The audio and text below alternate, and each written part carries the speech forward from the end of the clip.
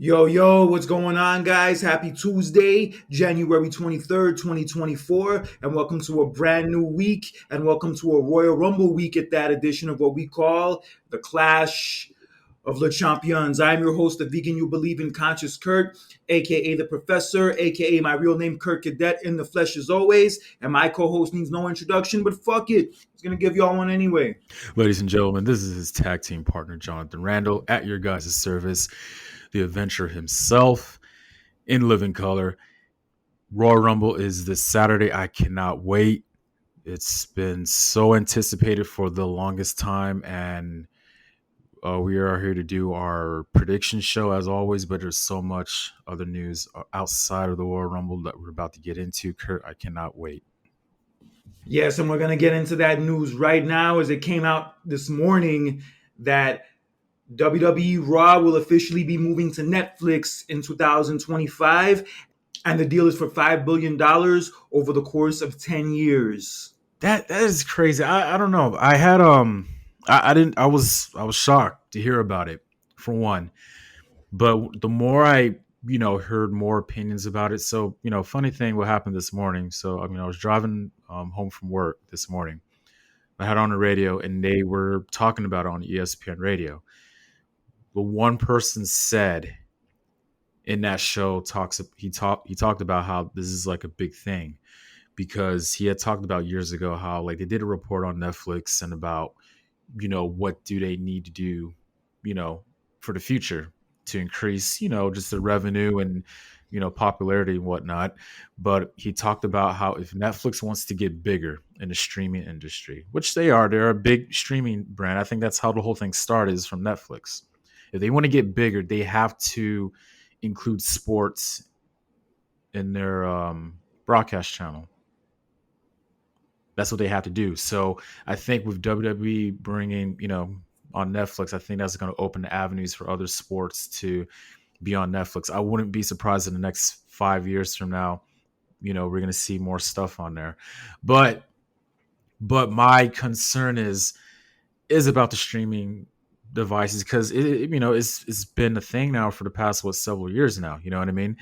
And you got to remember, not a lot of people could afford to get all the streaming devices, because that is money. You know what I mean? And a lot of people say, oh, like, you have all the streaming devices, you might as well pay for cable.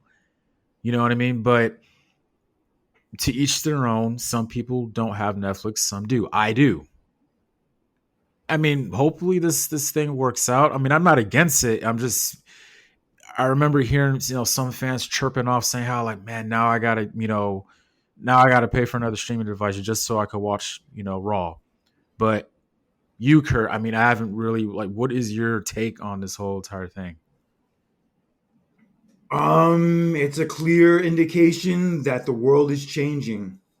When I saw that post this morning that this deal went down, I couldn't believe it. It's like Raw's been on regular cable from USA to Spike TV or whatever the fuck it was called at the time for 31 years. And now it's going to be on a freaking streaming service. It's weird. And Netflix is already expensive enough as it is compared to what it was before. And now with WWE moving there, Yeah. and maybe other live programming moving there following that, yeah, I think it's going to be even more pricier. That's my concern, because it's like, well, great, they put WWE on there. So my concern is, like, they're obviously going to increase the price, which I hate, because I'm now paying I'm paying like around like $15 now a month just for Netflix. Oh, I'm paying 20 now. Sheesh. Like, before that, I don't even remember. Like, what was the start? It used to be like $9.99 that one when it first started, right? Or $10 or something like that. Or it was like $7 when I first started using it, and that was like back when I would get like the DVDs in the mail. Right.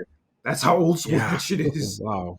Fuck, I can't believe it was that long ago, like 15 years It's just ago. crazy how much it's grown, because it started off from, you ordering, movies that come in the mail. And you got to remember, because of Netflix, that's why Blockbuster went out of business. You know what I mean?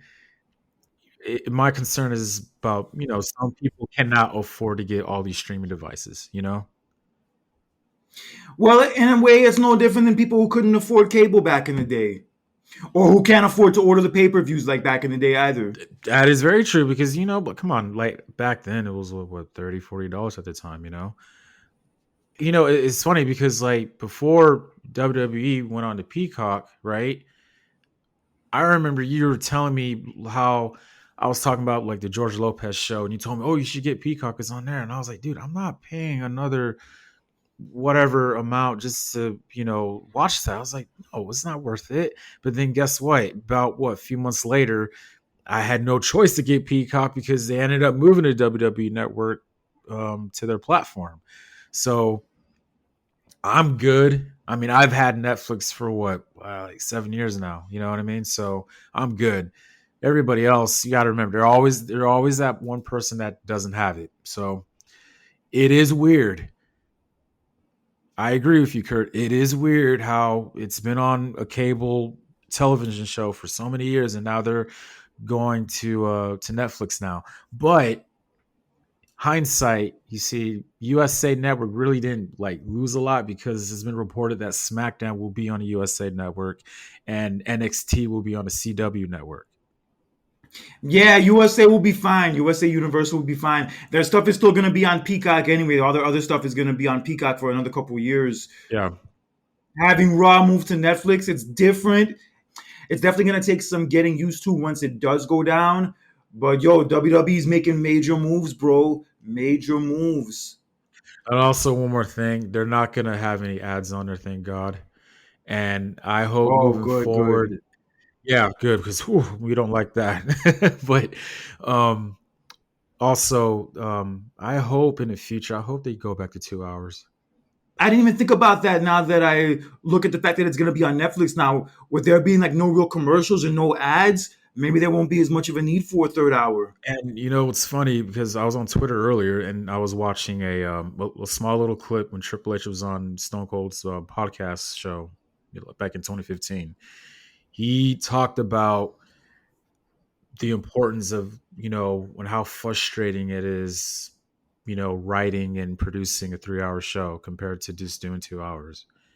And this was in 2015, Kurt. You know what I mean? So I'm hoping, in the future they just go back to 2 hours, man. You know what I mean? But I will say, even with the 3 hour format, still the show has been progressively better over the last year and a half. Oh my God, Like of course. Especially what's been going on now. Like up Shoot. until about 2 years ago, I would purposely miss Raw every week and just like watch the highlights on YouTube, even, and sometimes I wouldn't even do that. But yeah, like now, especially like over the Right. last month or so, I make it a point to watch Raw like as on time as possible. Like I might miss maybe the first half hour or so, maybe I might start it a half hour late, but I always make it a point these days to watch Raw like as soon as it comes on. Yeah. I feel you on that. So WWE and Netflix are officially in a partnership. Never thought I would see the day this would go down. I remember when Netflix, like 15 years ago, when I first started using it, I would get the DVDs in the mail.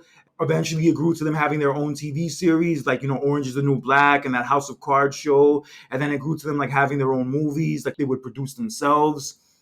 That like now have like a bunch of A-list actors on there, like Kevin Hart and Adam Sandler, who like do Netflix exclusive movies now. So yeah, this Netflix shit came a long way from when it first started, Mhm.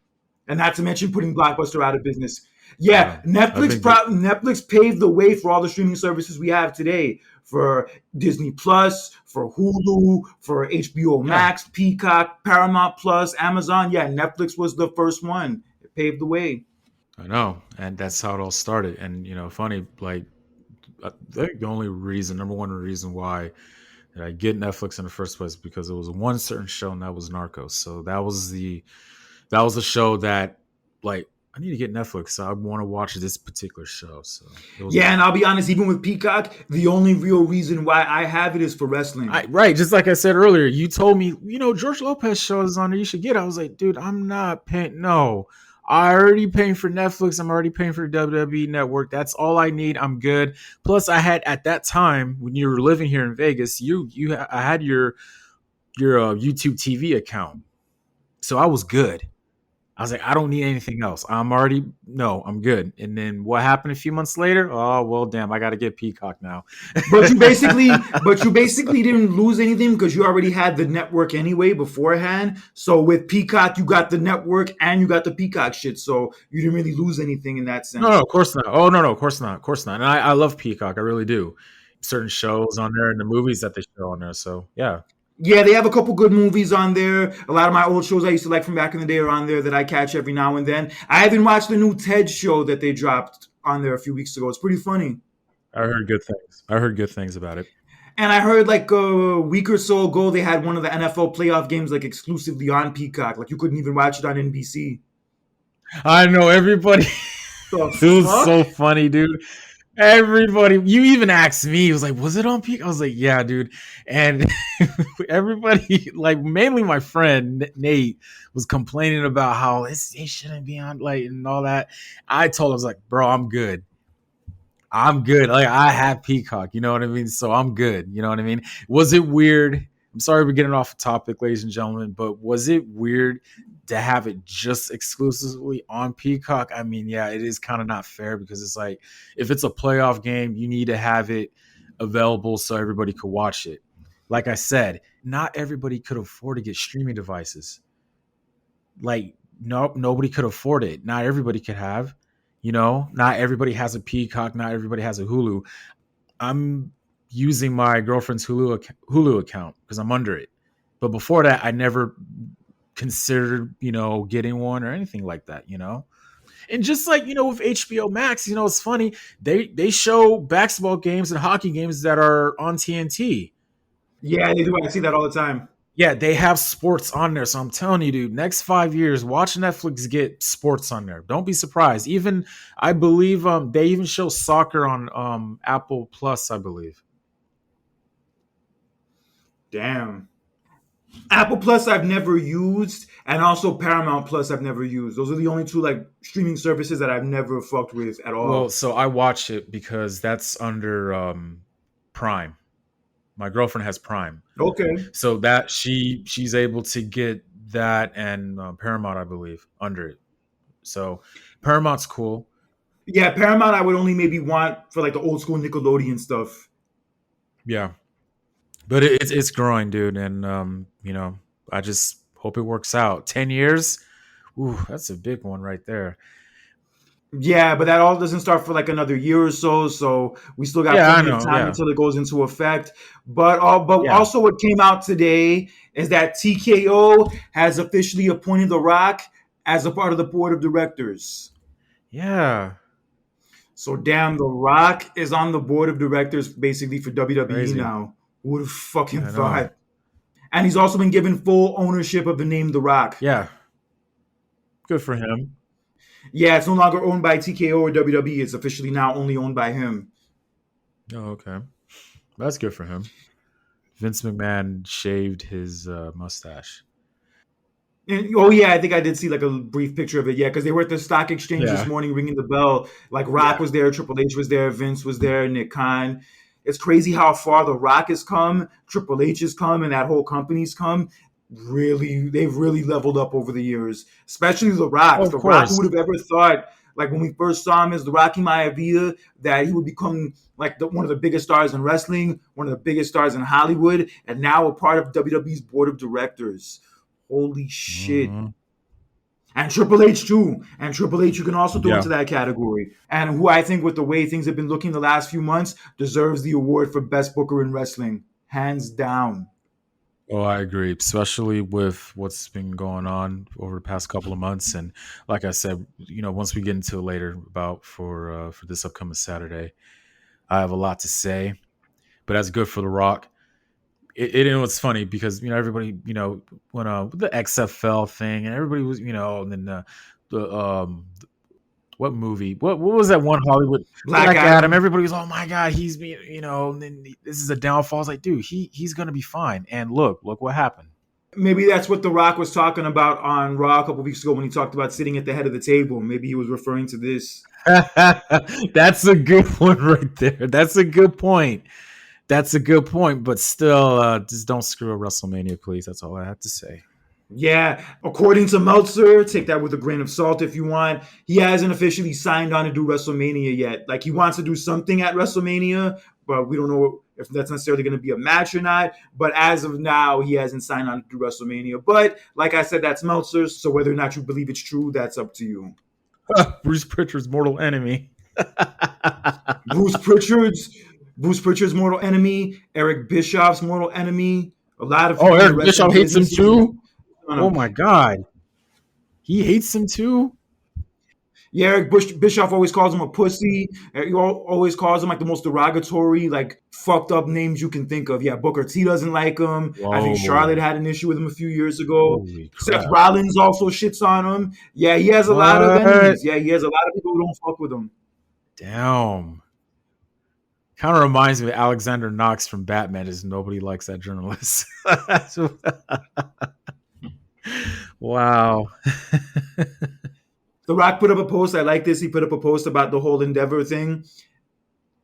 And he said, "My grandfather and my father helped build this table. Now I'm at the head of it. Acknowledge me."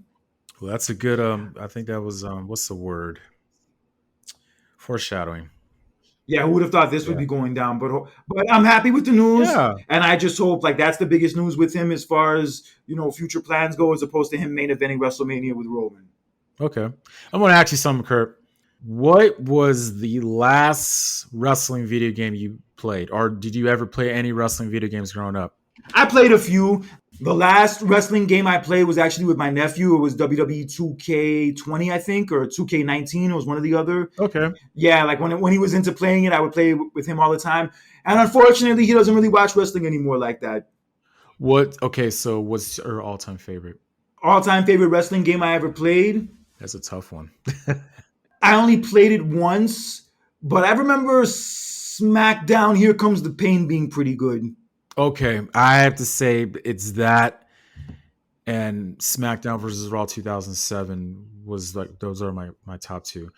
The reason why I'm bringing up video games, ladies and gentlemen, and Kurt, because Monday the WWE 2K24 trailer was revealed, also the covers as well, and oh my god, I absolutely just amazed. I haven't purchased a wrestling video game in years. I think the last wrestling video game I played was WWE 13, and I absolutely love that game because you're able to do the Attitude Era mode on there. Loved it. But yeah, so they revealed the trailer for it, the covers. Standard edition, they have Cody Rhodes. You have the deluxe edition with Rhea Ripley and Bianca Belair, and also a special 40 years of WrestleMania mode you could do on the game. I heard about it. When I saw that, I was completely sold. I was like, I'm buying this game. And what Buying. was the tagline for the whole game? Finishing the story. Interesting. When I saw the trailer for that game and saw like everybody referencing finishing the story, I just said to myself, there is no way this dude can't win at WrestleMania this year. There is no way this dude should lose at WrestleMania Right. again to Roman. That cannot Right. happen. And I was at SmackDown this past Friday at the State Farm Arena in Atlanta. Cody got one of the loudest reactions of the night. Everyone was singing the fuck along with that theme song, which I posted on my Instagram story. So yeah, this dude has proven himself to be that main guy and that main guy they can rely on. So fucking reward him. They did. They rewarded him, put him on the cover, and they have to reward him at WrestleMania. This is great. I'm happy he's on the cover. It's incredible. I'm also happy for Bianca and Rhea for being on the cover too. But as far as Cody goes, the real way he needs to be rewarded is by being crowned the new champion at the end of WrestleMania this year. Are you sold on getting a video game, Kurt? Do you still play video games? No, I don't really fuck with video games like that. No, I don't. I can maybe buy it and play it on my nephew's console. I see what you mean. I'm buying it. I'm sold. I can't. Dude. I haven't been excited for this for a long time. It's been years since I played. Because before that, I was never interested in purchasing a wrestling video game. I just the roster that I wasn't interested. But when I read about it and when I saw the trailer and all that, I was like, you know what? I'm gonna give myself a chance on this. I'm gonna buy it once it comes out. It comes out on March 8th, I believe. Oh, just in time for WrestleMania season. Yeah, so I need to buy this game. You know, I haven't, like I said, I have not purchased a wrestling video game in years. So I think it's good for me to, go back. Yeah, do that shit. I'm sure Yeah. it's gonna be a dope ass game. And I like the video Hmm. that I saw yesterday where Triple H appeared like on a screen and he was telling Cody, Bianca, and Rhea that I know you guys were called here to shoot stuff for the holidays, but in actuality you're shooting stuff to be on the cover of the WWE 2K24 game. And like seeing their reactions, seeing how happy they were about it, it was a good look, man. I'm happy for all three of them. Yeah, and he also said that they all three embody what a WWE superstar is. And when I think about it, Hmm. especially the schedule they're on, and especially how hard they have to run, that term superstar is well deserved. Yes. Very well deserved. Big things for Bianca too, because she's on the cover of the game, and also the reality show with her and Montez Ford officially drops next week, next Friday. Oh, that's good. That's good. On Hulu, and the trailer came out yesterday. It looks pretty interesting. I'm gonna check it out. I don't fuck with reality shows like that, but I like both of them, and I get a good vibe from both of them. That I'm willing to forego that hatred for reality shows and give this one a chance. So let me know how it is. You can watch it too. It's on Hulu, and I guess they're gonna go deep into the issues she was having, like during WrestleMania season. Because I think I told you recently in an interview, she said that she was like physically sick that like whole weekend or that whole day, and that yeah, like during that time, like she just didn't feel good, and she was like burnt out. She was tired. Yeah, during that period. So yeah, I'm looking really forward to seeing that part of it, and also they're kind of gonna touch into like Montez Ford maybe feeling like his career is not going as far along as he'd like it to go compared to Bianca's Mm, career. So yeah, like those kind of storylines I think are going to be interesting to watch in the show. okay. They both have a real genuineness and likableness to them, and I fuck with that energy from both of them. Same here. Let's see. Hopefully that turns out, man. So I mean, that's the reason why they put this TV show together for them. So Yeah, Bianca said like she would never do reality shows beforehand, and look at her now. She's doing a reality show. right. Also a big J. Cole fan, so shout out to her for that too. Oh, nice, nice. Yeah, it was weird. She made a brief cameo on SmackDown. It didn't air on TV, and she just came out, laid out Bailey with the KOD, and then just walked away. Huh. Yeah, it didn't air on TV. Yeah, it was the most random shit. I guess they just did it just so she could make an appearance in front of the crowd, and I guess in that sense we got what we wanted. Hmm. Yeah, that girl's in crazy shape, man. That girl's in ridiculous shape. Always has. Always has. But who's not in such great shape right now is one Seth Rollins, as during his match with Jinder Mahal last week on Raw, he suffered an injury when he was doing the lion salt, and he was noticeably hurt after that spot happened, to the point where he had to be helped out afterwards. And come to find out, a few days later, he suffered a torn MCL and torn meniscus. Oh boy. Talk about the worst fucking timing, man. Yeah. And look, I've seen injuries like this before in sports, right? It's nothing close to ACL. If it was an ACL, it would have been completely done. But MCL is a little bit different. When I heard that, my heart dropped because I was like, well, damn, because as a fan, all of our, WrestleMania hopes and dreams for a potential CM Punk Seth Rollins main event is just down the drain now. And not even just us, him. He's been dying for this for years, and he's this close. And he's like carried that belt so proudly over these Yep. last 8 months since he's had it. And he's like this close to WrestleMania, and now Hmm. he's gonna fucking get hurt. Yo, I can't imagine what he's going Right. through, or what he's So been going this through. past Monday on Raw, Seth Rollins had a special announcement revealing that the fact that he is hurt, but he still plans on to make it to WrestleMania. Yeah, I figured when he came out and when he said the news was not great and that he was going to take it day by day, that, yeah, more than likely he's probably still going to make WrestleMania, because I feel like if he was going to have to miss Yeah. WrestleMania, they would have had him drop the title. But considering like the way this went down, and also what he said when Gunther came out to interrupt him, when he said, that it doesn't matter if I have to like drag myself there or crawl there. I'm coming into WrestleMania as the champion. So when he said all that, it just assured me that, yeah, he's going to make Mania. He's going to be out for like the next few weeks, but he'll be back in time for Mania from the vibe I got from That this. gives enough time. That's plenty of time, and that's enough time, by the way. A lot of people say, "Oh, relinquish it," or Damian Priest cash in, and I was like, I don't know. I don't know. But first of all, at that time, I had to wait. We had to wait, like what he's gonna say. We don't know what he's gonna say, but this is the plan. So, few weeks. That's enough time. That's WrestleMania is not till April. That's plenty of time. So keep him rested until then. That's all you need to do. Look, all I have to say is just wish for a good recovery, and hopefully this, whatever the plan is, let's just hope that it's going to turn out for the best.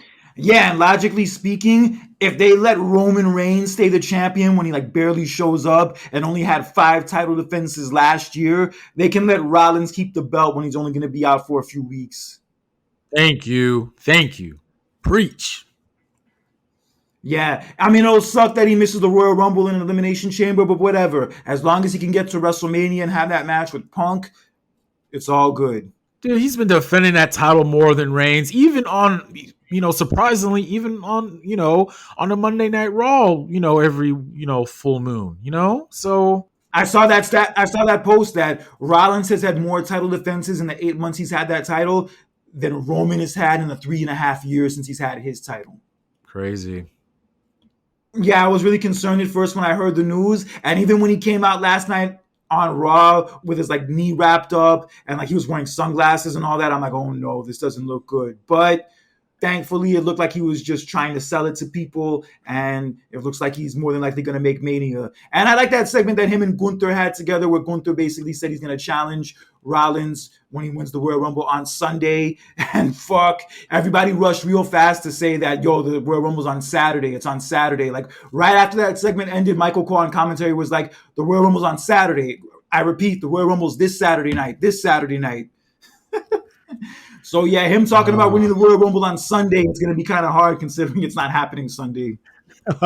Hey man, some people are still getting used to the whole Saturday switch up, man. We just for the longest time, for years and years, always on a Sunday. So it's just a minor mistake. He got caught up in the moment. Okay. He just got caught up in the moment. He got all excited, and you know what I mean? Like, come on now. Like, come on. That's like the Super Bowl going from Sunday to Saturday. You know what I mean? That's weird. Like, oh man, that's so weird. With the Rollins injury, this is kind of similar to the injury he had going into WrestleMania 33. Remember how like he got hurt like right after the Royal Rumble, and it was looking like he was going to miss it, but he made it back right in time. Mm-hmm. It's looking like kind of like that situation. Yeah, and it was a still decent match. Yeah, it was a decent match. Yeah, it was. That storyline kind of in a way was the one that didn't live up to its potential, because I feel like it started out hot when like Triple H cost him the title a few months prior, but then they didn't do anything with it for months. And by the time they were going to start doing stuff with it again, Rollins got hurt. So yeah, that storyline definitely didn't go as well as it could have gone. True. But I tell you what happened later that night on Monday just went very well. And that was the segment between Cody Rhodes and CM Punk. Oh, yes, it did. It's happened towards the end of the second hour. They both come out, they shake hands. And CM Punk was basically talking about, like, on Sunday morning, I hope we can still be friends. And then he goes on to say that Dusty Rhodes, Cody's father, called him back in 2007 and told him that, like, yo, my son's starting his journey as a WWE superstar. I want you to look out for him.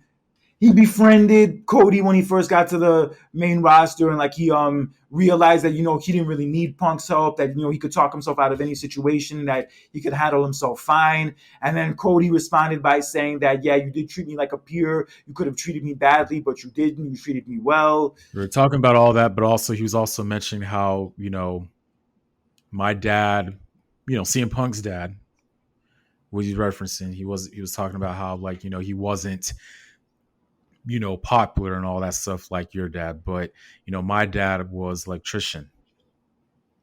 So in reality, he was saying how like my dad is actually the real American dream because I had to scratch and claw my way up to the top. Your last name Rhodes, it's like you're already, because of your last name, because of who your dad is, you already are gifted in this business. You already, given this opportunity and everything. And for Punk, pretty much saying how I had to work my way up because, I don't have that luxury like you do, pretty much. Yeah, he was talking about that, and he said, ironically, considering all that, considering what I had to go through, what my dad was like, I'm more of the American dream than you are. And the fucking oohs and ahs from the crowd were priceless when he said that shit. Yeah. But if we thought that was bad enough, Rhodes retaliated and came back and said how he remembers when CM Punk did that pipe bomb, how that influenced him, that motivated him to be the person who he is in his business now. Yeah, Cody was talking about how like the pipe bomb inspired people to get into wrestling, and he said he was inspired by it also. And yeah, how like Punk left and like didn't pass the baton to anybody, and he had to pick it up. And he basically said that everything Punk talked about doing, he actually did. So ironically, in that regard, he's more CM Punk than CM Punk is. And like we talked about a second ago, he did have a point, especially considering that Cody, when he left WWE, he didn't quit wrestling. He left WWE to make a bigger name for himself outside of WWE with the independent stuff he was doing. And then he did that first All In show in Chicago in 2018, which led to the birth of AEW. So yeah, he did basically a lot of things like outside of WWE that maybe Punk could have done when he left, but decided not to. This really got steamy. It really got intense.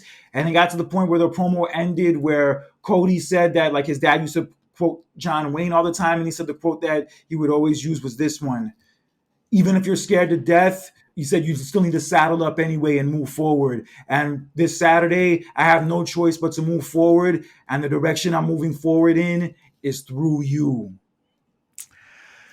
But you know what? I think after that, and then when they had the Cody was about to walk away, bumps into CM Punk. CM Punk pulls him back, and they had that face off. Oh, yes. Wow. This is crazy. In the crowd was 50-50. You heard the crowd chanting CM Punk. You had crowd chanting Cody. It was just a surreal, oh my God moment, like a cinema moment. It was pure cinema. That's the one way to describe that whole entire thing. Some people were kind of comparing that to, like a modern day, Rock versus Stone Cold type of deal. And I felt that between that segment and CM Punk's and Seth Rollins segment they had about a month ago, which one do you like better? I'll say I like this one a little more. And overall, the one thing they accomplished in this segment is selling the Royal Rumble. Oh, yeah. Yeah. Like, if you weren't excited about the Royal Rumble before, you are fucking amped for it now after that segment.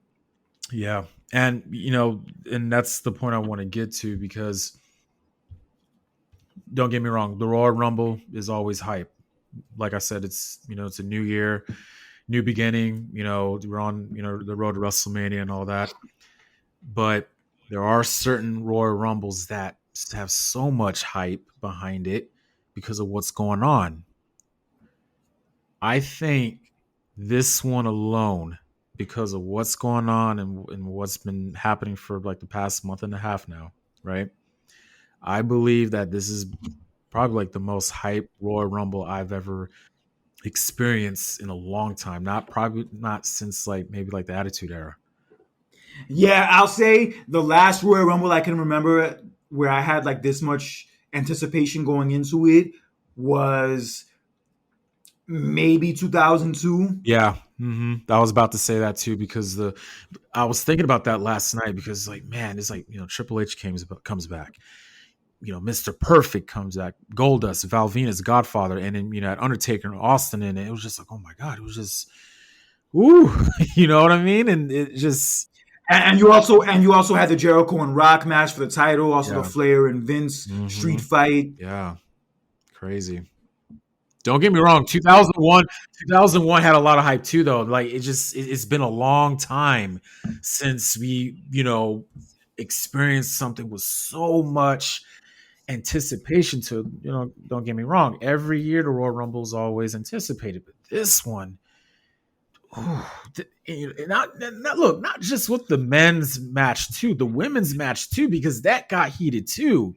Because you over here, Becky Lynch is saying she wants to win. You got Nia Jax. Now, Bayley even came out Monday saying, I'm determined. I'm going to win the Royal Rumble. And you got Bianca Belair. It's just so much, And it's so funny. I think they're the only 4 who have been officially announced for the Women's Rumble, and it's Saturday. Yeah. And even the Men's Rumble, there's only like maybe 5 or 6 people like official for it, like Punk, Cody, Bobby Lashley, Drew McIntyre. I think, Jey Uso will probably be in it too. But I'm saying as far as people like official, there's only like 4 or 5 that have like been officially announced, which is crazy. It's only 4 days away. But that women's segment last night was pretty interesting too. I liked how they've really spiced up the build for the Rumble this year with there being no pay-per-view between Survivor Series and the Rumble, and like all the different segments they've been having the last few weeks between Cody and Drew last week, and then Drew and Punk a few weeks ago, and then Cody and Punk last night. And even with the women with Nia Jax and Becky stuff, and then Nia and Ripley had a segment, and then Rhea and Becky had a segment last week. So it's been all over the place, and I fucking love it. I feel like this is going to be one of the biggest WrestleMania seasons we probably ever experienced. Yes, one of the biggest. And the Royal Rumble hasn't even happened yet, and we're already like this hyped. Yep. So shit is about to get real, son. Shit is about to get real. Back to that Cody and Punk segment real fast. It's so crazy to think that just a little over 2 years ago, they were both in AEW. And now fast forward over 2 years later, both of them are about to main event both nights of WrestleMania. Yep. Who would have fucking thought? Oh my God, I can't wait, man. Can't wait. I've been waiting for this for like a month now, and Saturday is going to be lit. That's all I got to say. So the card, I want to go ahead and get to the prediction to our card, because it's a short card. There's only the 2 Rumble matches, the title match, and also the U.S. title match. There's no other matches on the show. Yeah, that's enough. They might maybe add another one before then, but I remember last year's Rumble, they had like 3 other matches on the card besides the Rumble matches, and one of them was good, that being the main event, but the other 2 matches they had on the undercard, I could have kind of done without them. So in that sense, less is more. I'll take it. Less is more. Yeah, absolutely agree. That's an old saying. For the Logan Paul and Kevin Owens match for the U.S. title, I think this will be a decent match. Logan Paul is going to win. You got to remember with the attention that he's been putting on that belt, and he's been with a lot of celebrities around that belt lately. So that's, we alluded to, months ago, how him with that, having that championship belt creates a lot of attention in a good way, and, he's getting a lot of heat as he usually does though, but in a good way. So Logan Paul he's probably going to cheat himself into winning, but I have him winning. Yes, the douchebag fuck Logan Paul, I also agree, will retain his title on Saturday. And being at SmackDown this past Friday in Atlanta, he probably got booed the loudest out of everyone. The only other person who got booed close to him was Roman. Oh, man. Yeah, but they did not like the douchebag fuck at all. I couldn't do that chant, obviously, because there was kids there. Who but cares? You know that I wanted to. Who cares? You just said what you needed to say. There's just such a cool sound to saying that, douchebag fuck. Just the vibe you get from the dude. Right. The look on his face, the way he talks and carry himself, you're like, douchebag fuck vibes all day, every day. And also this past Friday on SmackDown, in that segment that Logan Paul had with Kevin Owens, Logan Paul attacked Kevin Owens' injured hand, hitting it against the post as the cast was off of his hand. So I think that's definitely going to play into the finish in Saturday's match. But I think it'll still be dope. Logan Paul, despite whatever you might think about him personally, about his demeanor, how he carries himself, the dude throws down when it comes to these matches. Oh, he and does. You got to give him that. Oh yeah, absolutely, man. That's why he's a U.S. champ. Yeah, that he hasn't defended since he won it. I know, but he's defending it now. Come on now. We didn't add a pay-per-view in December. Okay, maybe. Okay, John. I don't want to hear excuses, bro. I know what you're going to say, Carol. He could have defended on SmackDown. True, but he's defending it now. So he's doing it now. All right, it's fine. It is what it is. It'll be a fun match regardless. Anyway, all on to our fatal four-way match for the undisputed WWE Universal Championship is between Roman Reigns, Randy Orton, AJ Styles, and LA Knight. I love the build-up to this whole thing. This whole thing was just so chaotic in a creative way. I love the SmackDown GM, Mike Aldis. Yes, I love him. Nick Aldis. I love how he's stepping up to Roman and just like checkmate Roman. You ain't gonna, push over me and blah blah blah. I love it. You know what I mean? Gutsy. So he made it a fatal four-way match, and I believe this is going to be a very exciting match. I think outside the Rumble matches, this is going to be a very exciting match. But yes, Roman's going to retain. Roman Reigns is going to retain. So this will be Roman's first non-one-on-one match for the title since WrestleMania 37. That triple threat. God. Woo! And that was so long ago that the two men he wrestled in that triple threat match are no longer in the company. Right? Oh my gosh. That almost 3 years ago. And honestly, that's one of my favorite matches of Roman since he's been the champion was that match. I agree. And if we can get anything close to that in this match, we are in for a fucking wild-ass ride, bro. I agree. And I just like that segment they had on Friday with the contract signing when Heyman tried to come out and say that Roman wasn't going to sign the contract. Lord. And then Nick Aldis was like, okay, fine. If he doesn't want to sign the contract, that's cool. So the other guys have already signed, so we could just have the triple threat match and they could fight for the title instead. See, I like that. I like him. And then at the end of the night, after Randy Orton had beat Solo with the RKO, Roman showed up from the crowd and attacked Randy, and then he signed the contract and then threw it at Nick Aldis. And then as he was trying to do another spear to Randy Orton reversed it into an RKO. And bro, that pop he got when he did that shit, bro, holy shit. Randy Orton got one of the loudest reactions of the night too, besides Cody and a few other people. Oh, I believe you. Bro, they love them some Randy Orton at that show. I'm telling you, bro.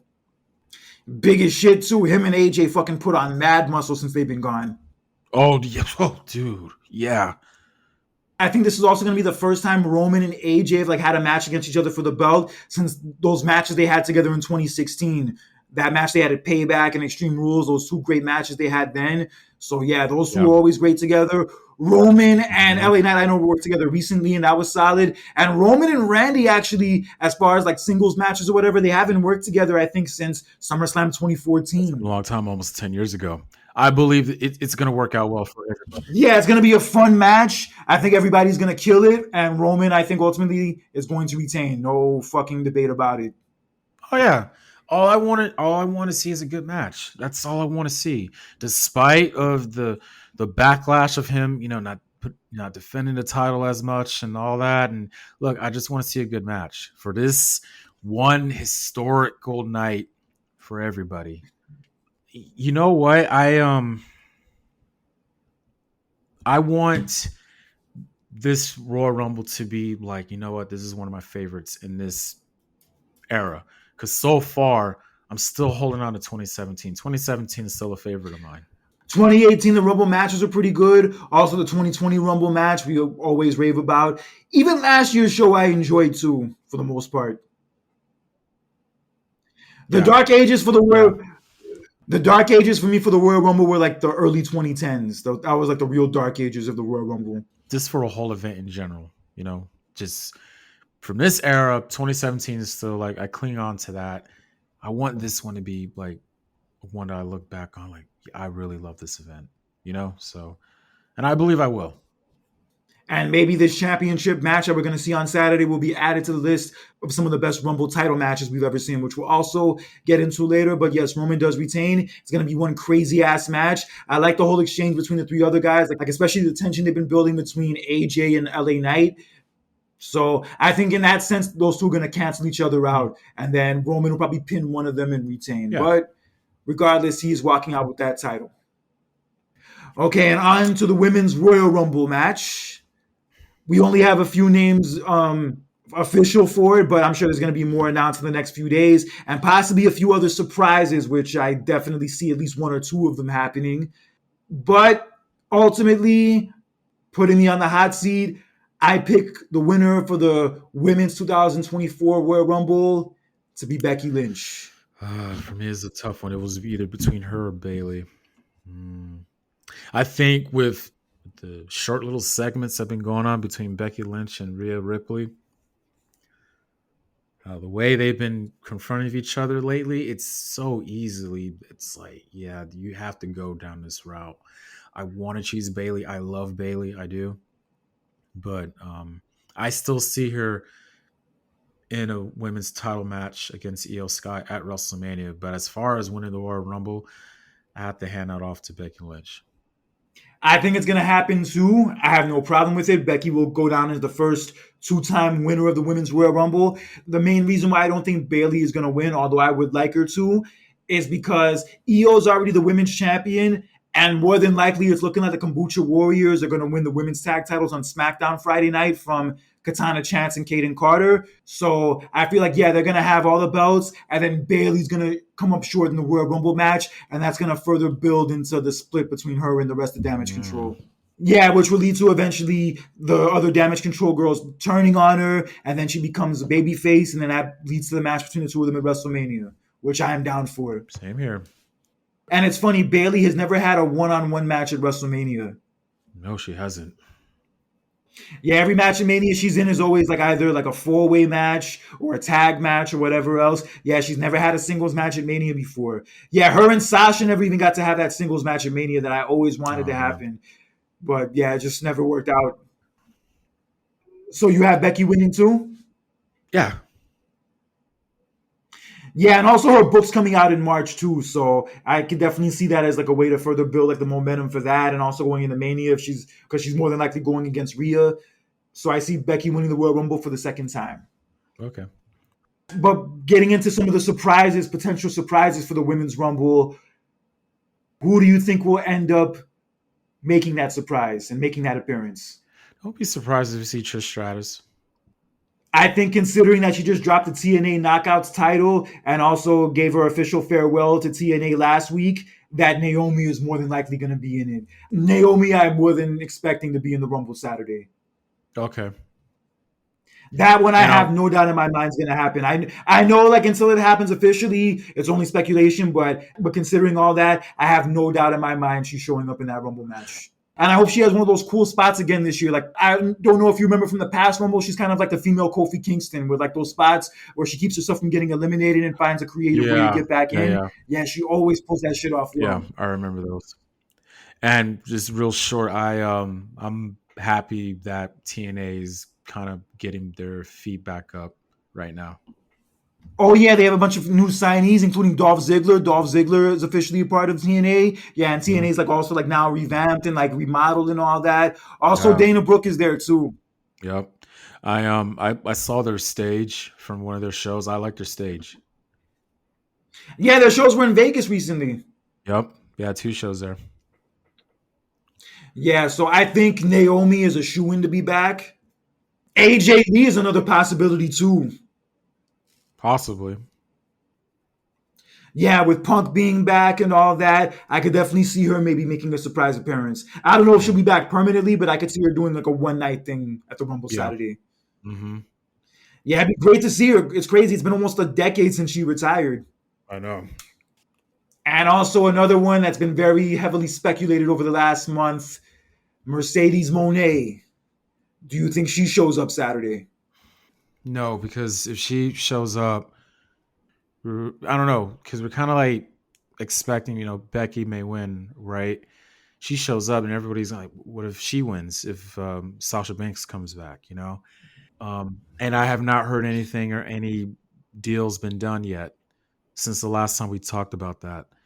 There's been a bunch of speculation for like the last month and a half that she was in talks with WWE, but those talks fell apart because she was asking for like money that was more than Charlotte Flair's making, Right. and there was also a story that she was going to go to AEW and that it's almost a done deal, and that she could be showing up there like any day, and also that WWE still feels like there's a chance she may show up, and now with Naomi going back to WWE, possibly that might sway her to go back there too. So yeah, it could be anything because I remember like a month or so ago, she put up a post saying that in 2024, I will be a part of some wrestling company. And with the Rumble this Saturday, it could very possibly be a return to WWE for her. And it would be huge. It would be fucking huge if she came back. But as far as like a match at WrestleMania this year, I like the two matches for the women's title the way they are. I don't want them to deviate from either one of those. So if she were to come back, the opponent I could think of for her this year would be Bianca. Just a normal one-on-one match, right?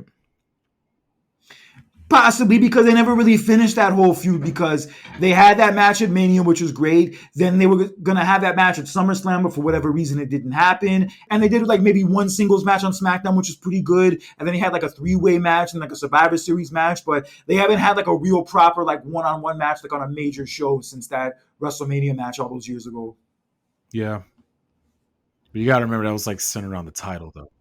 But that's one thing I've been talking about like the last few months is that they could still have compelling storylines for the women and marquee matches for the women at these major shows without them necessarily centering around the belt. So like if they have like a good story and like a good build for it, they could still do a big match at Mania even if it's not for the title. Yeah, we can see what happens. We could do with that. Yeah, because I can't think of who else Bianca would go against this year because I figured it was going to be her and Charlotte, but now with Charlotte out for the foreseeable future, who else would be better for that spot? Yeah, we're gonna have to wait and see. But I don't know. I don't see her coming back right now. So Hey, it's just speculation. It's just speculation. But out of all those girls, I think Naomi is a definite. Naomi for sure will be in that Rumble Saturday. yeah, And on to the main events. We have the men's Rumble. We have the men's Royal Rumble match. And although they only have like 4 or 5 people officially announced for the Rumble match, I'm sure a lot of more people they're going to add, like Jey Uso, Dominic, the rest of Judgment Day, Austin Theory, and Grayson Waller, who went off like on an Australian reporter last week. I don't know if you saw that video. Oh yeah, I saw that. That was all. Yeah, that was all the work. I saw that. I was gonna say it was almost gonna remind me of that situation in Kuwait all those years ago when like Vader went off on that reporter for saying Vader was fake. Yeah. And then like he got, and then they kept him there, and then they kept him there for like a few weeks. Like he couldn't leave for a few weeks because he got arrested. Mm-hmm. What a fucked up situation. I know. Yeah, I saw that. But this so much writing on this Royal Rumble match, all because of what happened at Survivor Series with CM Punk coming back. You know, we never thought about the Royal Rumble at that time, and funny how at that time we always like, oh, Cody Rhodes is going to win back to back. And then when Punk comes in, he's like, oh my God, that's just changed the whole entire narrative. That's why this whole thing is big right now. This whole thing started from Survivor Series. From the moment CM Punk came back, just shifted the whole narrative, changed everything. But like I said, man, CM Punk is going to win the Royal Rumble. And he's going to go to main event WrestleMania, take on Seth Rollins for the World Heavyweight Championship night 1 of WrestleMania. I think the last 4 will be Punk, Cody Rhodes, Gunther. And Drew McIntyre. You got to throw Drew McIntyre in there. Drew McIntyre, yeah.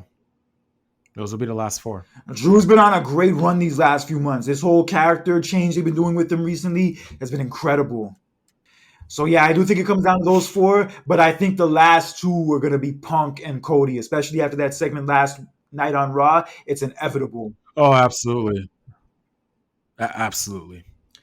And, yes, I do think it comes down to Punk and Cody, and although I do believe that Cody will still be in the night 2 main event of WrestleMania against Roman for the championship, he gets his way into that match by winning the Elimination Chamber next month. And at the Royal Rumble this Saturday, CM Punk wins his very first Rumble match.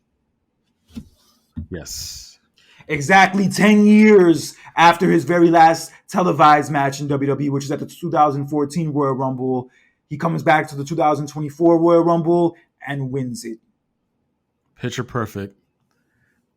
I actually watched that 2014 Royal Rumble, well, parts of it the other day, and like I watched like Punk's entrance and like yeah, just his whole performance throughout that match, and I just say to myself like, damn, I would have never guessed like when he was coming out that this would be like the last time he would be there for 10 years. Oh, nobody did. Oh my God, nobody did. Nobody saw that coming.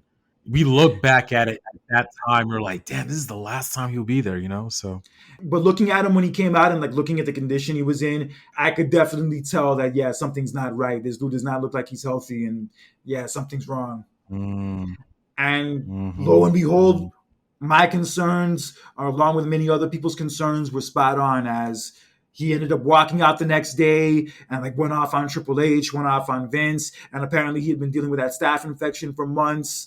And yeah, he just wasn't in a good place at the time, and he just had to get the fuck out of there to save his life.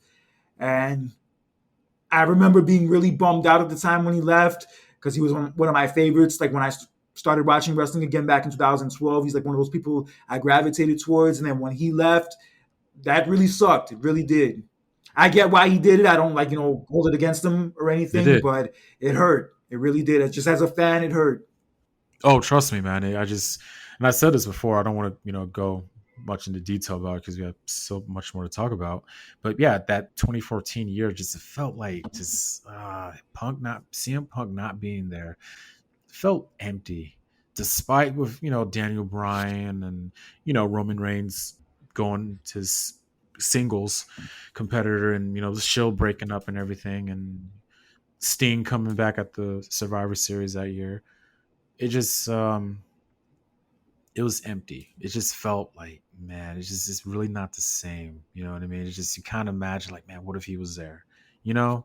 So yeah, I think when we watch the Royal Rumble this Saturday, it's gonna make up for everything, man. Like I said, I'm just happy that he's back, dude.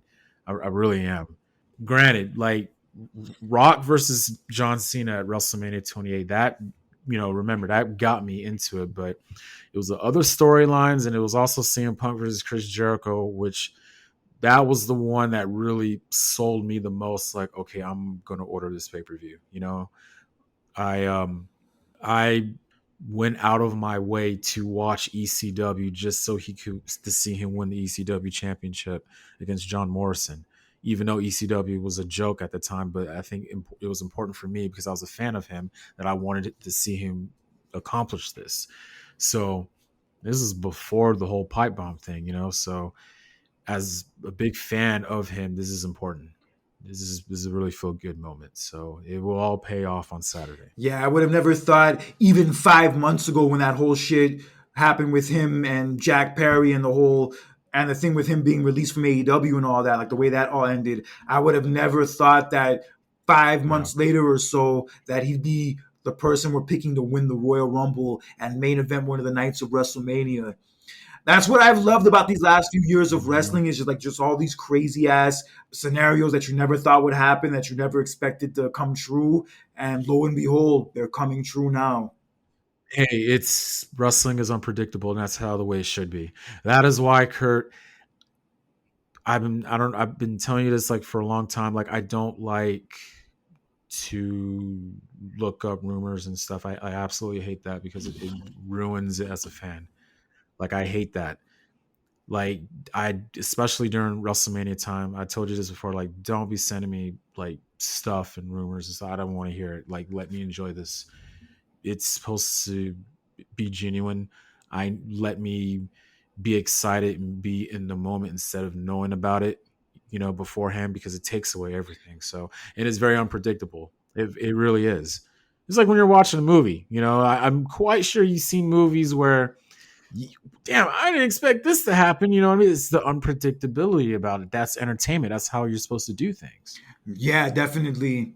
And that's what I've loved about wrestling these last few months, specifically with WWE. And WWE is like the hottest it's been in years. And I'm telling you, bro, being at that show on Friday at SmackDown, yo, that crowd was hot. And that fucking place was packed. Bro, this was an Elimination Chamber 2018 where like the arena was half empty and all that jazz. Oh my god! Woo! Don't get me started on that, man. Oh man. Like I'm Oh telling you, man. and I think another part of it in general is that Atlanta's a much hotter city for wrestling than Vegas is. But yeah, that place was Yeah. packed from the fucking upper level sections all the way to the front row. That place was fucking lit, lit, son. It's not a surprise. I mean, Atlanta's always been a hot wrestling town, and I think that's the best wrestling town in the South. Yeah, You know, going back to the WCW days, so that's not a surprise. You know. yeah, I agree. And also the MARTA train that runs in Atlanta, I have like the train station right by my apartment. So what I'll do is I'll drive my car to the train station and I'll take the MARTA from that station all the way to the State Farm Arena. It literally has the train station right in front of the arena. So right when you walk out of the train station, you're at the entrance to State Farm Arena. Wow. And Mercedes-Benz Stadium is right next door. Oh, okay, cool. Yeah, so clutch, bro. Because I'm telling you, I love Atlanta. Atlanta's a great city, but driving like to downtown Atlanta is not fun. Not even a little bit fun. They need to bring WrestleMania back there. You know, since they had the new stadium there for like a good few years now, right? So I think they need to bring one back Or there. I would love that. They're better off bringing it to Atlanta than freaking Minneapolis. No offense to the people of Minneapolis, Why but is that? yo, They have a nice stadium. I guess it's a city they've never been to before for a Oh, WrestleMania. And Minneapolis is kind of like a hot wrestling place in a sense, also. Like a lot of the wrestlers from back in the day, like, the Rick Rudes, Kurt Hennings, and like the AWA guys, they all came from yeah, Minnesota. So I guess in that sense, it's a popular wrestling place. But, yeah. bro, come to Atlanta instead. Come to Atlanta instead. I mean, but I think it's set in stone. They're gonna have it in Minneapolis next year, though. But I mean, like, Probably. come on, like, I mean, they had WrestleMania freaking in the Hoosier State in Indianapolis. Remember? So that was like kind of like a not unique, but a kind of like a just surprising place to have it at. You know what I mean? Yeah, Different So, place. Yeah, like Hartford, Connecticut for oh my WrestleMania god, 11. that was the worst. I think that was the worst. I was like, of all places, of all places. Oh my god, I can I could go on and on about that. I have no problem with Minneapolis. I don't. I mean, they had a Super Bowl there about a few years ago. It's a nice stadium. It really is. So I think it's set in stone. They're going to have it there, though. But yeah, I think future wise, bring it back to Atlanta. But also, please, for the love of God, bring a WrestleMania back to Canada. Please. Yeah, those Canadian fans deserve it. They're incredible. Yes. They're incredible. Oh, they show up. Come on. WrestleMania 6, 18. They show up, dude. Come on. And you could have Drake and Yassine Bey as one of the main events if it's in Toronto. Oh, Lord. All right, that's another story for another time. But so I do have it coming down to Punk and Cody, and I still see Cody going to WrestleMania in that title match with Roman, but it's not going to be by winning the Royal Rumble. I think Punk gets it. I think it's the perfect story to tell, considering that his last match was at the Royal Rumble 10 years ago, and then he walked out right afterwards. So yeah, it's a perfect story to tell. So I think Punk wins. Hey, and if those are the last two, just remember the crowd reaction to everything. They're gonna get hot and get loud. Kind of, we're gonna remind me, between Shawn Michaels and The Undertaker back in 2007 when they were the last two, and that crowd got hot. So that's another thing you got to watch out for. Oh yeah, that crowd's going to be lit. It's going to be in Tampa. But considering that it's going to be in Tampa, I think there's going to be a cameo by a certain someone we're going to talk about in a few minutes. Well, who is that? We'll get into it in a few minutes. But that is the Royal Rumble card for this Saturday from the Tropicana Field in Tampa. And this will be the third Royal Rumble to take place in Tampa. The other two being 1995 and the 2021 one, technically, even though it was a pandemic one, it still did happen in Tampa. So we're having third Royal Rumble in the city. It's going to be in the Tropicana Field, but actually this time in front of fans. So yeah, it'll definitely be a much different vibe compared to 2021. Definitely. So yes, that's the Royal Rumble card. I'm looking forward to it. Saturday cannot come soon enough. And that's what I like about the way wrestling has been these last few years, is that I have that anticipation and that excitement for these big ass shows that I would have back in those Attitude Era days or Ruthless Aggression Era days. I like that feeling is back now. Mm-hmm. Oh yes. Yes, but the PWI Awards recently came out last week, and these were the awards that were handed out for the year of 2023. For Wrestler of the Year, Seth Rollins. For Woman of the Year, Rhea Ripley. Most Popular Wrestler of the Year, Cody Rhodes. Faction of the Year, Judgment Day. Tag Team of the Year, FTR. Match of the Year, Rhea Ripley and Charlotte Flair from WrestleMania. Which I was there in person. Yes, you were. That is correct. Most Inspirational Wrestler of the Year, Mark Briscoe. Comeback of the Year, Trinity. Most Improved, LA Knight. Rookie of the Year, Sol Ruka. Indie Wrestler of the Year, Matt Cardona.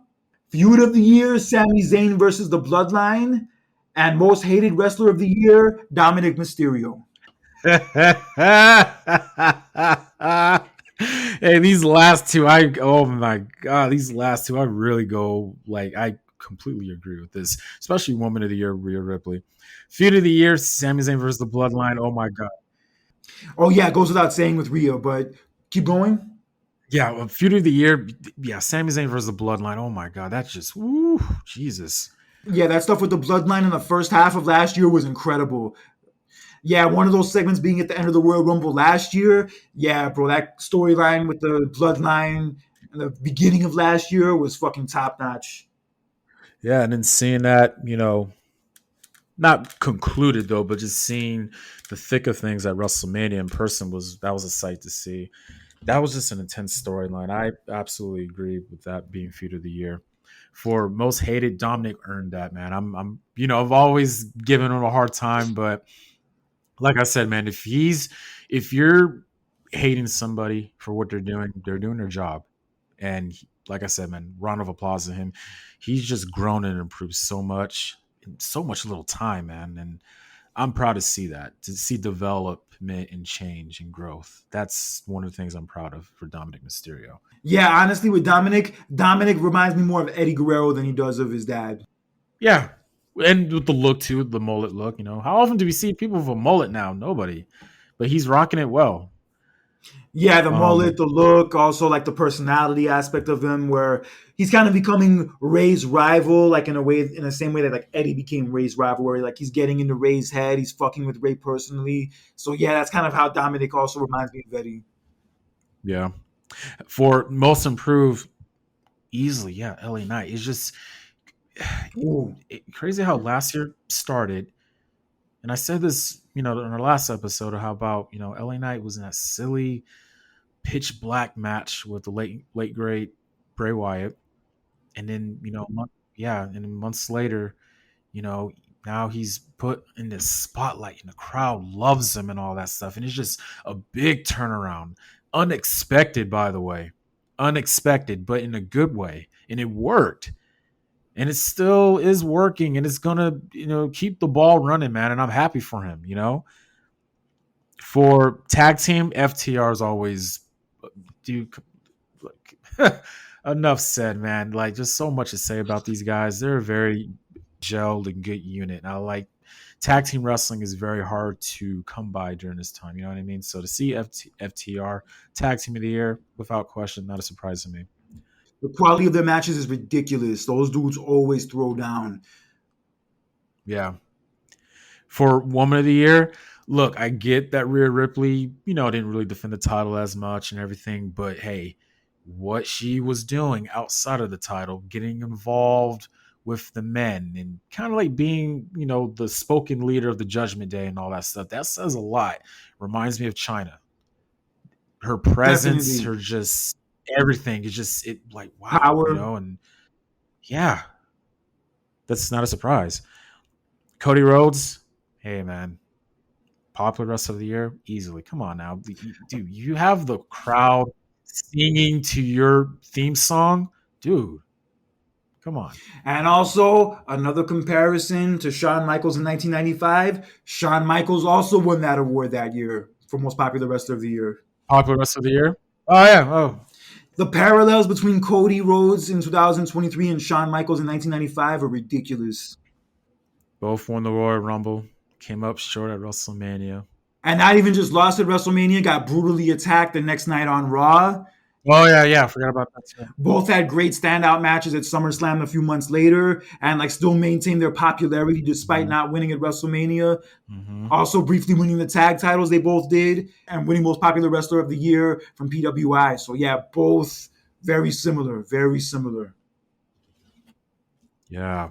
And Wrestler of the Year, Seth Rollins, I think that's a fair pick. I would have maybe given it to MJF or Gunther, but Seth Rollins is a fair pick. I wish I would have gave it to MJF.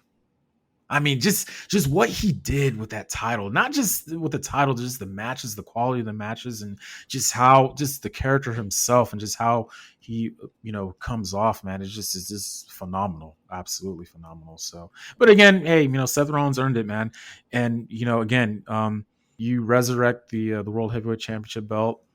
You do your work with the belt. You actually defend the title every pay-per-view. Occasionally you will surprisingly defend the title on Raw. How often do we see stuff like that? Never. So when you're putting in the work for that title that you're on, that you're defending, it says a lot. Yeah, monster year by Seth Rollins, and hopefully he's good in time for WrestleMania, which is looking like it's gonna be. And yeah, and it's funny, a lot of these awards were very heavy WWE, all predominantly WWE stuff won. And match of the year, Rhea and Charlotte, it was a great match, but I will say, as I said in our end of the year review show last month, my match of the year for last year was the MJF and Bryan Danielson Iron Man match. Okay. I'm proud to be at that match in person to see that. I believe that was outside of Cody Rhodes versus Roman Reigns. That match between Rhea Ripley and Charlotte Flair had me at the edge of my seat. Damn, that's what's up. Yeah. Yep, that's how good of a match it was. Like, and it's crazy. This is only the second women's match to win the Match of the Year award for PWI. The other one being the Bayley and Sasha Banks Iron Woman match from 2015. Which was great, don't get me wrong, which was great, but their match at TakeOver Brooklyn was better than that one. That was by far the best match that year in my view. Got you. Yeah, and Judgment Day Faction of the Year makes sense. Oh, easily. That concerns me. So I read a report that Finn Balor is not. So his contract is expiring after WrestleMania. They have not approached him with any details, any contract extensions. That kind of concerns me because Judgment Day is on a hot run right now. Do you think that they may break up after WrestleMania? I mean, like, I could see them breaking up, either after WrestleMania or possibly even before that. I could see them even doing Finn and Damian Priest at WrestleMania as a match. It could happen. They haven't approached him in it. Yeah, he hasn't re-signed yet, and also Drew McIntyre also hasn't re-signed. Right. Yeah, but we'll see what happens. I mean, it's still a chance they could probably be signed anytime before WrestleMania. But I do have a feeling that maybe Priest and Finn Balor are going to drop the tag titles on Raw Monday against DIY, and that could start to build the split between the two of them that will lead to a Mania match. Yeah. Or there could even be like an issue with them in the Royal Rumble match where one of them eliminates the other one. Yeah, that could also happen too. Yeah. And also with the way R-Truth has been like playing into the whole Judgment Day thing lately, that could also play into them splitting up. Yeah, R-Truth giving everybody the cut of their money for the merchandise sales ever since he added himself. Stacks on stacks on stacks. That's a good business strategy. Oh my God. Hell yeah. When R-Truth was that good of a businessman. Hey, you got to get some money somehow, man. Extra money. Yeah, so those were the awards for PWI for 2023. I think for the most part, they got them right. And we'll see what awards they give out next year. Mm-hmm. And maybe one of those awards they give out will be for something we see this Saturday. Yes. But two men who had a really great showing this past Wednesday on AEW Dynamite was Samoa Joe and Hook. As the match went down this past Wednesday, it was the main event. And it was a solid-ass match. Both of them killed it. And Hook, even though he did lose, he lost nothing. this is going to help him out future wise. He's going to become even bigger now. So with that match, Yeah, it was a good look for him. No one was expecting him to win per se, but he put on a great performance. He got his fucking ass beat throughout most of it. yeah. But yo, he kept fighting. He stood up to the challenge and he proved that he's gonna be a main event player a lot sooner than later. Hey, don't forget about Strickland now. We can't get him out of our rear view mirror. Oh no, not at all. But I'm just saying for this match this past Wednesday, because I was Yeah. getting a lot of attention because of the whole Jinder Mahal stuff and Tony Yeah. Khan's tweets and all that. Oh But the Lord. match actually did help increase Dynamite's ratings. The ratings were up this week because of that match, especially for the main event. Oh, that's good. Oh, that's wonderful. Yeah, people compared this match to the Undertaker and Jeff Hardy ladder match from '02. Hmm. That's a good point. Yeah, where like even though Jeff Hardy lost that match and got his fucking ass beat, he still came out of it a bigger star and he still lost nothing even though he did lose the match. I see what you mean. But yeah, that went down this past Wednesday with AEW. And also, it's come out that the new Dark Side of the Ring season will probably be dropping this coming March. And some of the topics they're going to be touching on this season do include Kurt Angle's drug addiction, also Brutus the Barber Beefcake, the Sandman, and also the infamous Black Saturday when WWE took over the time slot for Georgia Championship Wrestling on TBS. Oh wow, I gotta watch that one. I need to. Wow, I was wondering what was Black. I was like, what is that? And I now that I hear about it, I was like, whoa, I need to watch that. Wow, that's very interesting. This is when Vince was like really trying to expand, and one of the ways he was trying to expand was buying out that time slot on TBS. And yeah, it's just weird seeing Vince in front of that World Championship Wrestling logo in the background. Yeah, it just doesn't feel right. What year did this happen again? It happened in '84. It happened the year before WrestleMania 1. And actually, Jim Crockett bought out Vince of that time slot. And then the story's always been told that Vince used that money from the buyout to pay for the first WrestleMania. Crazy. Supposedly, he told Jim Crockett after that deal was made that I'm going to make you choke on that money. Whew. Yeah, but that's going to be an interesting episode. That's going to be an interesting episode. Also, Kurt Angle's drug problems. That should be interesting to touch on. Right there, I think that's the one episode I'm really intrigued and looking into watching. By the way. Also, the most recent season is on Hulu if you want to catch up on it. Oh, okay. Yes, but today, as of our recording, marks the 40-year anniversary of when Hulk Hogan defeated the Iron Sheik for the WWE Championship at Madison Square Garden. And this would be the start of the WWE's boom period that would go on from the late 80s to the early 90s. And also would be the huge launching pad on a national level of the phenomenon we know of as Hulkamania. Wow.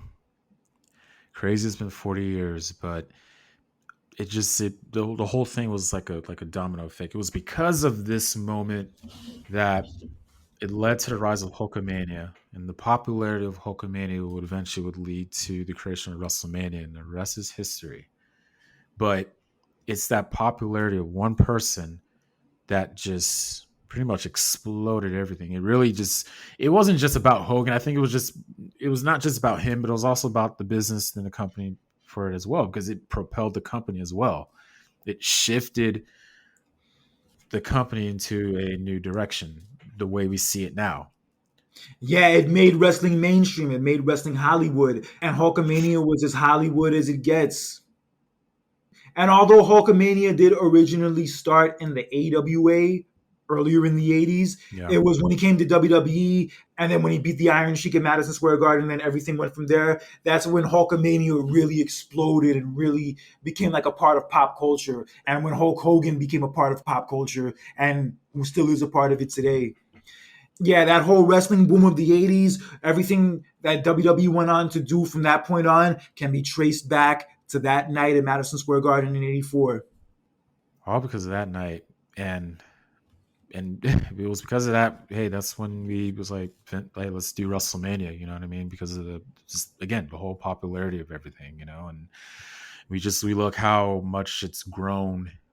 Since then we have again we have all every generation, every decade or so we have another popular star That whole thing all started because of Hulk Hogan. Hulk Hogan was literally that first wrestler to really cross over and become mainstream. And hell, he was in Rocky 3 even before all of this. Yep. Yep. Yeah, he was in Rocky 3 before all of this. And then once this happened, it was a wrap. That dude was everywhere. He was one of the most recognizable faces in the world.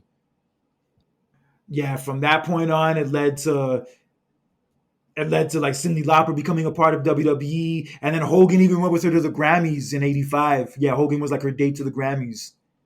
Oh wow. And then that led to the war to settle the score shit, where like he got linked up with Mr. T, which built up to the first WrestleMania, which was a huge success. And he's a big reason why it was such a huge success. With the star power he had, the momentum he was building, and also that feud with Piper, and then throw in the fact that Mr. T's his tag team partner on top of that. Yo, that shit was a recipe for success. It was crazy. It was like, just well before our time, man. Yeah, this is like right around the time I was born, though. Like the first WrestleMania literally happened 1 year before I was born. Mm-hmm. So yeah, I'm kind of bummed in that sense. I didn't get to like actually like live and experience this stuff as it was happening, like the first WrestleMania and the WrestleMania 3 with Andre, obviously, which is one of his most famous moments with the body slam heard around the world, and the tag team with Savage that led to their great feud afterwards, and the match with Warrior, which was fucking epic. One of my favorite moments of him personally, and then obviously the stuff in WCW with the whole NWO stuff, where like that fucking basically reinvented him. He just became like the polar opposite of what he was in the 80s. That's basically what he was, the polar opposite of all of that. Yep. His comeback in the early 2000s was also cool. I enjoyed that for what it was. But while all of that great stuff is a part of his legacy, unfortunately, there are negatives that are a part of his legacy too, such as all the stories of him like holding people back and doing grimy shit to them behind their back, and like not wanting to lose to people, and just politicking and being two-faced, and also the racial rant he went on all those years ago about his daughter dating a black dude, and that like audio release of that phone call with his son Nick when his son Nick was locked up, about him saying that karma was the reason why that kid that Nick was in the car with turned into a vegetable because of that accident. Yeah, a lot of red flags against the dude. I'm not going to lie. There's a lot of red flags against Hogan, and it's understandable why a lot of people, ourselves included, aren't as big of a fans of his, or even fans of his at all as we once were back then. Yeah, I know, man. It's kind of hard to look past that things. I think on a business aspect, we want to remember him for that though. But outside of that, it's kind of hard to look past that. And we kind of like we had to view ourselves. What do we like look at Hulk Hogan now? You know what I mean? And um, a lot of stuff do. Some certain people do a lot of mess up things, but you know what I want to remember about Hulk Hogan, want to remember him for as the wrestler, what he did, and how all this would not be happening if it wasn't for him. You know what I mean? And look, Vince McMahon had a hand in it too now. So in Vince McMahon put that confidence, he gave him that confidence. He pretty much, I'm going to put this on you and I'm going to let you roll with it. And that's what he did. Yeah, Hogan was the face of WWE, and he was the face of WWE during like its first real boom period, and he was that face, and he was that person that carried the torch for years. That's one thing I will give Hogan, is that he had a lot of longevity. From that run in the 80s, that run in WCW he had in the 90s with the NWO, the comebacks he had in the 2000s. Bro, that dude had a lot of longevity that a lot of dudes from that era did not have. So you got to give him his flowers for that. You got to also give him flowers for the fact that he was the first wrestler to really go mainstream, and also the one who carried that load for so long in WWE during those times, for being that face, for being that person who handled that responsibility. I remember on our show a few weeks ago, I mentioned how Hogan in an interview once said that a lot of people want my spot, but a lot of people don't want the responsibility that comes with it. And to his credit, he handled that responsibility for a long fucking time. And most other people could not handle it the way that he could. No, he can't. Yeah, and it was proven when they tried to replace him with Ultimate Warrior, and that didn't work. And then they tried to replace him with Lex Luger, and then Diesel, and those also didn't work. Yeah, for years, Vince was trying to find that new Hogan and find that person to replace Hogan, but he couldn't. it didn't happen until really Austin came along, and that was a whole different vibe from Hogan. But just regardless, for the fact that it took Vince so long to replace somebody like Hogan says a lot about how valuable that dude was. And It's hard, man. It's just that's yeah, I want to say once in a lifetime. It's just like once. It's just once every generation we get that generational talent. Like I said, it's every generation where we have that. This is our guy type of deal, and it is hard to come by. It's kind of like okay, like in sports, like it's like I'll give the Chicago Bulls for a prime example. Since Michael Jordan retired, who has been that popular, polarizing figure for the Bulls? the only person that came closest was Derrick Rose. Derrick Rose. Yeah, but he got hurt.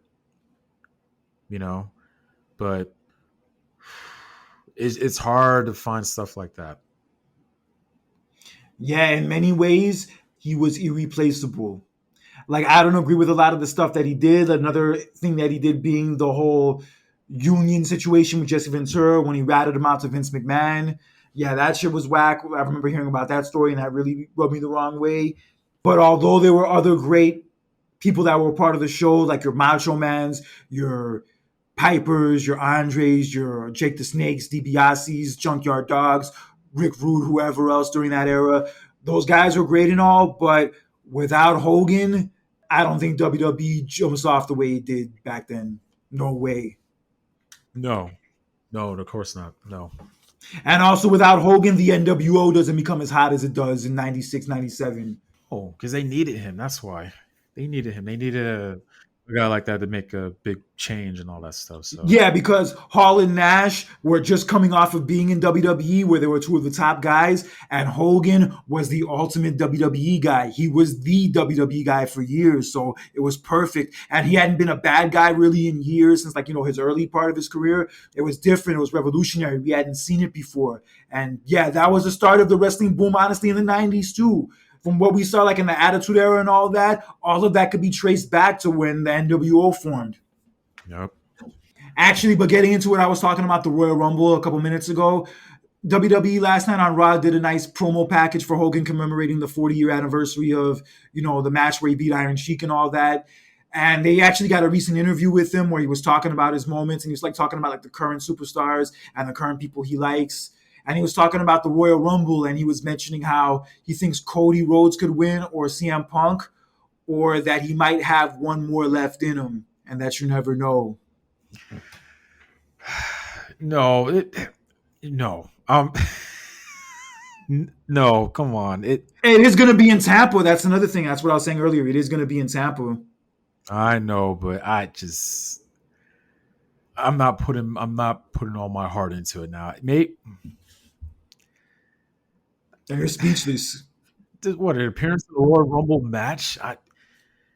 Yeah, but no. Hogan can barely walk. I hear he walks with a cane half the time nowadays. Bro, he's not going to be in the fucking Royal Rumble. I think he was just fucking around, but obviously. But he was the first two-time Royal Rumble winner and also the first one to win it 2 years in a row. I think considering that, I think he'll make a cameo appearance, so make an appearance during the show. But yeah, he's not going to be in the match. No. That's what everybody was making it seem like. No. But it was funny that he pointed that out. I'm like, yeah, bro, you're not going to be in the fucking Royal Rumble. Oh, no. Please don't do that. The last Royal Rumble he was in was actually the 92 one. Wow. Yeah, and Sid actually put up a post after Hogan made that statement. He was talking about, yeah, I hope you are in the Rumble this weekend so I can get back at you for what you did to me in 92. I think I saw a post about that. I thought that was funny. Before we move on to our favorite Rumble moments, let's just touch on a few of our favorite Hogan moments real fast. I know his legacy's been tainted over the last few years with some of his antics and some of the shit he's done, but regardless, many of us became wrestling fans because of Hogan. Hogan's been a part of some of the most memorable stories, memorable moments, and matches in all of wrestling.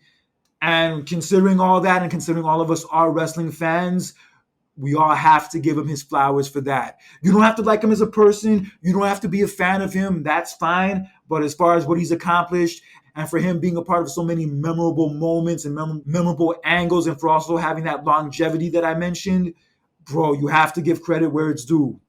Have to. I'm not saying I'm not though, but yeah. Yeah, it's crazy. 40 years ago, bro. 40 years. I wasn't even born yet. Yeah, this is 2 years before I was even born. But before we move on, let's get into some of our favorite Hogan moments. What was your favorite Hogan feud?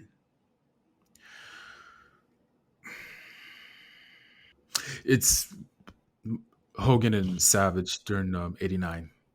Everybody talks about him and Andre. It could be that first one though, but I think Savage was the one that really like rivaled him.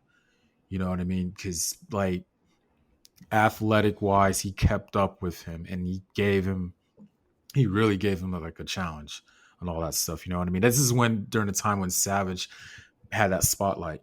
You know what I mean? It was the matches that they had, and also the feud was very personal too. It was very personal. It was all centered around Miss Elizabeth. So I think that one right there is my favorite one. I'm going to have to agree with you. I enjoy that feud very thoroughly. I mentioned that 1989 is one of my favorite years for wrestling. And one of the reasons why it is one of my favorite years of wrestling is because of that feud. I remember watching WrestleMania 5 when I was a kid. And even before they had the match, they played like the whole promo package of everything that led up to it. And I was just hooked from the very start. I was just hooked from everything that happened that led up to that match and the promos they had before the match started to the fucking match itself. I'm like, bro, I love this shit. I fucking love this shit. Out of everything that Hogan did probably throughout his whole career, that's by far like my favorite thing that he was a part of feud-wise. Yeah, just because of the fact that Savage could give him a great match, and Savage was the first person to hold the title other than him during that wrestling boom in the 80s. And he proved like in that year that he was the champion, that he was deserving of being on that same level as Hogan, to the point where people even say that Savage should have maybe won that match at WrestleMania 5 and Hogan should have maybe gotten it back later. I could go on and on about it. I've stated my opinion about that before. I think you remember it. But yeah, you did. I remember. Yeah. But it was a fantastic feud. Even the feud, and they even feuded after WrestleMania 5. They feuded pretty much all of '89. Like the tag match they had at SummerSlam with Zeus and Beefcake. And then like the next year they had that main event special match with Buster Douglas as the referee. So yeah, their feud was mad fun. Like when I think of that era of WWE, that's like my favorite feud. And my favorite Hogan feud at that. Same. Favorite Hogan match? There's two. And it's Hogan versus Warrior. And then Hogan versus Rock. They're like my top two. It's so hard to pick like which one of those two are my favorite. It was like my top two. And both in the same stadium too. Yeah. Both at WrestleMania. Yeah, both were epic, but if I had to pick one, I would say Hogan and Warrior. Just the build they had going into it, the fact that they were two of like the top guys at the time, and they were like pinning Warrior to be the dude to replace Hogan, but Hogan like still had juice left, so you were like not sure who was gonna win going into it. And the match itself, you were just on the edge of your seat. You weren't sure what was gonna happen.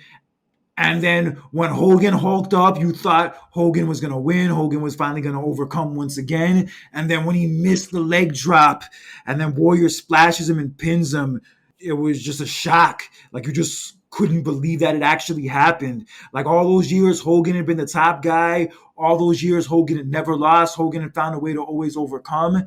And then he finally lost. Shocking.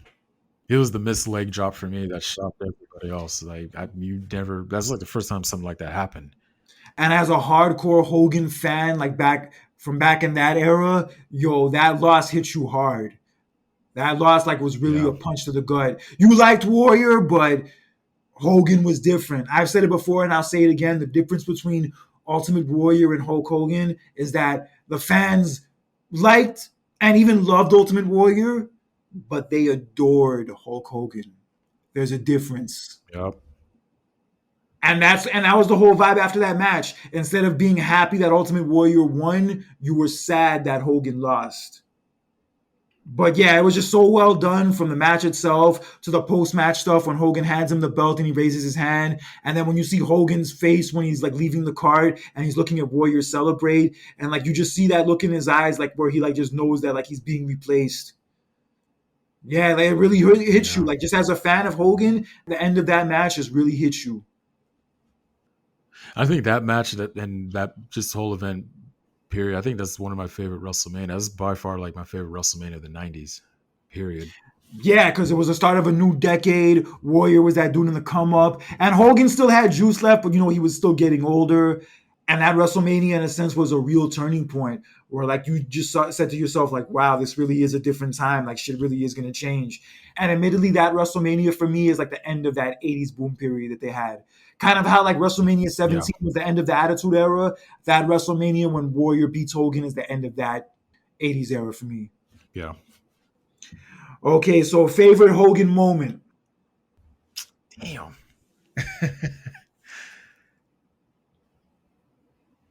Okay, this is all right. Okay. Surprisingly, him joining NWO is my favorite.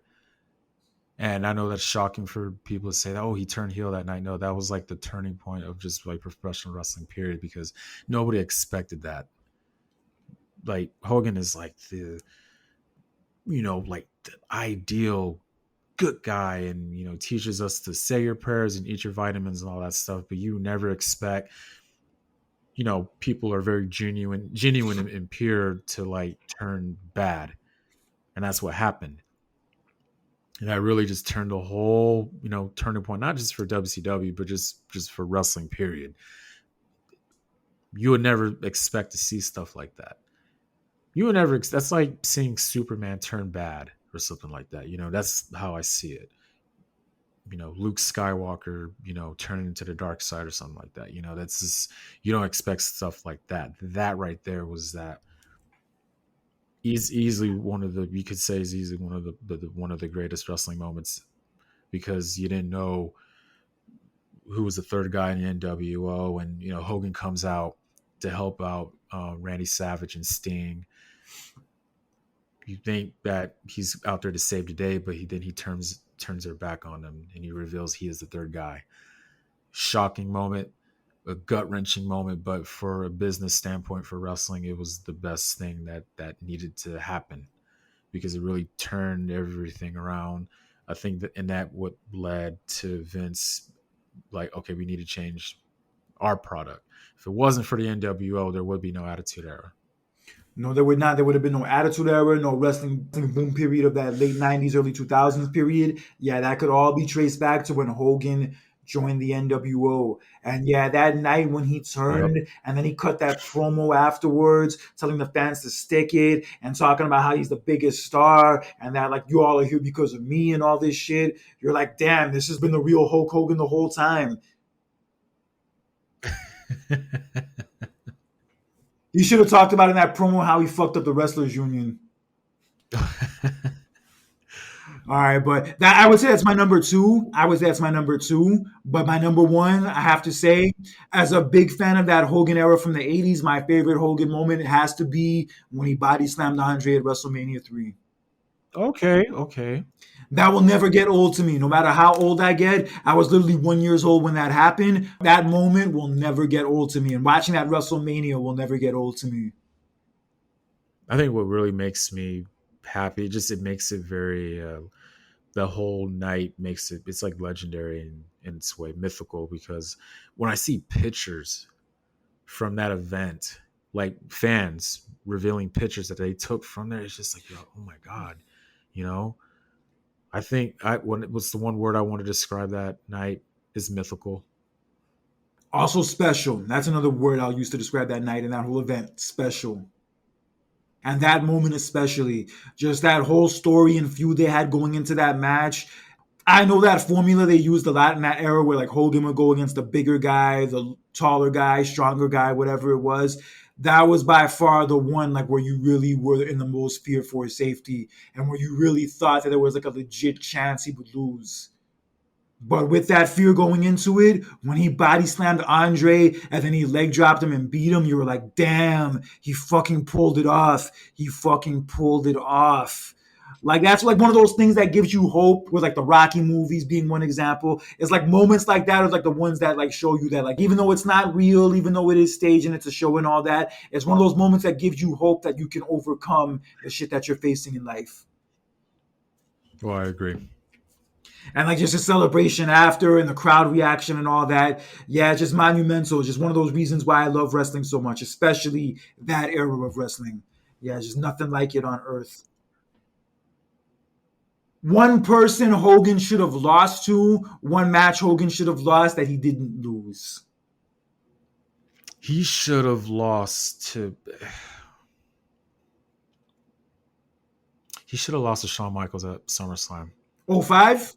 Yeah, because for one, Shawn presented it as a babyface versus a babyface, and this is kind of like one of the negative things about Hogan is that how he kind of like politicked it and like, no, I want to do heel versus babyface type of deal. You know what I mean? When Shawn wanted to just do babyface versus babyface, and and this talking professionally wise was just building up to was just a hassle, and it could have been seen as like maybe like a passing of a torch type of deal, but because Hogan politicked it, we got heel versus babyface, and that Hogan was going to end up winning. So that was like the one where I was kind of like, look, I'm not saying I didn't the match was bad or the buildup was bad. The buildup was good and all that stuff, but you always say to yourself, man, what if it was different, like how Shawn wanted it, and what if Shawn would have went over? It's kind of like, again, that's just that negative stuff about Hogan where it's like he was a lot of politicking, kind of like getting his way, and also there was just certain wrestlers who he at that time, during the 80s where he refused to work with. Like I could have seen him work with Rick Rude, but it never happened. Yeah, two wrestlers from that era, for whatever reason he never worked with, were Rick Rude, and I heard stories for a minute that he was scared of Rick Rude, legitimately, and also Jake the Snake. But they were going to feud, but they did a segment on the Snake Pit where Jake DDT'd him, but the crowd cheered, and they were afraid that Jake was going to get cheered as much, if not more, than Hogan, so they didn't want to take the chance. Wow. But who's your pick? As far as matches that didn't happen that maybe he should have lost, for one, the main one I'll always say, he should have lost the title to Bret Hart at SummerSlam 93. Oh yeah, that I think that's the one moment I could say that bothered me, because I did not like the fact how Yokozuna won the title and you just push in Hogan, and then Yokozuna loses the title that fast. I didn't like that. That was one Hogan moment that irks me to this day. It's like, we're in 1993, dude, and we're kind of like, the business is like trying to like move Changing. on. Look, they were like changing at the time, man, and like at that time they already made Bret Hart their guy. Look, I'm not going to get into the fact, taking the title off of Bret or whatever, and they made a decision, we're going to put the belt on Yokozuna, whatever. But the fact that you bring in Hogan, and it was just like, really, dude, it shows like, you got to move on. That one was just like, And you're right. They should have did Bret Hart versus Hogan at SummerSlam 93, but they decided to, take the belt off of him sooner than later and put the belt back on Yokozuna. But still, though, that moment at WrestleMania 9 was just like, that did not need to happen, man.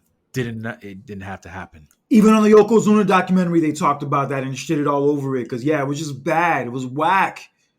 Hogan was gone for a fucking year, and Bret Hart was the dude who carried the torch while he was gone, and then they just do that bullshit, that random bullshit. Fuck out of my face.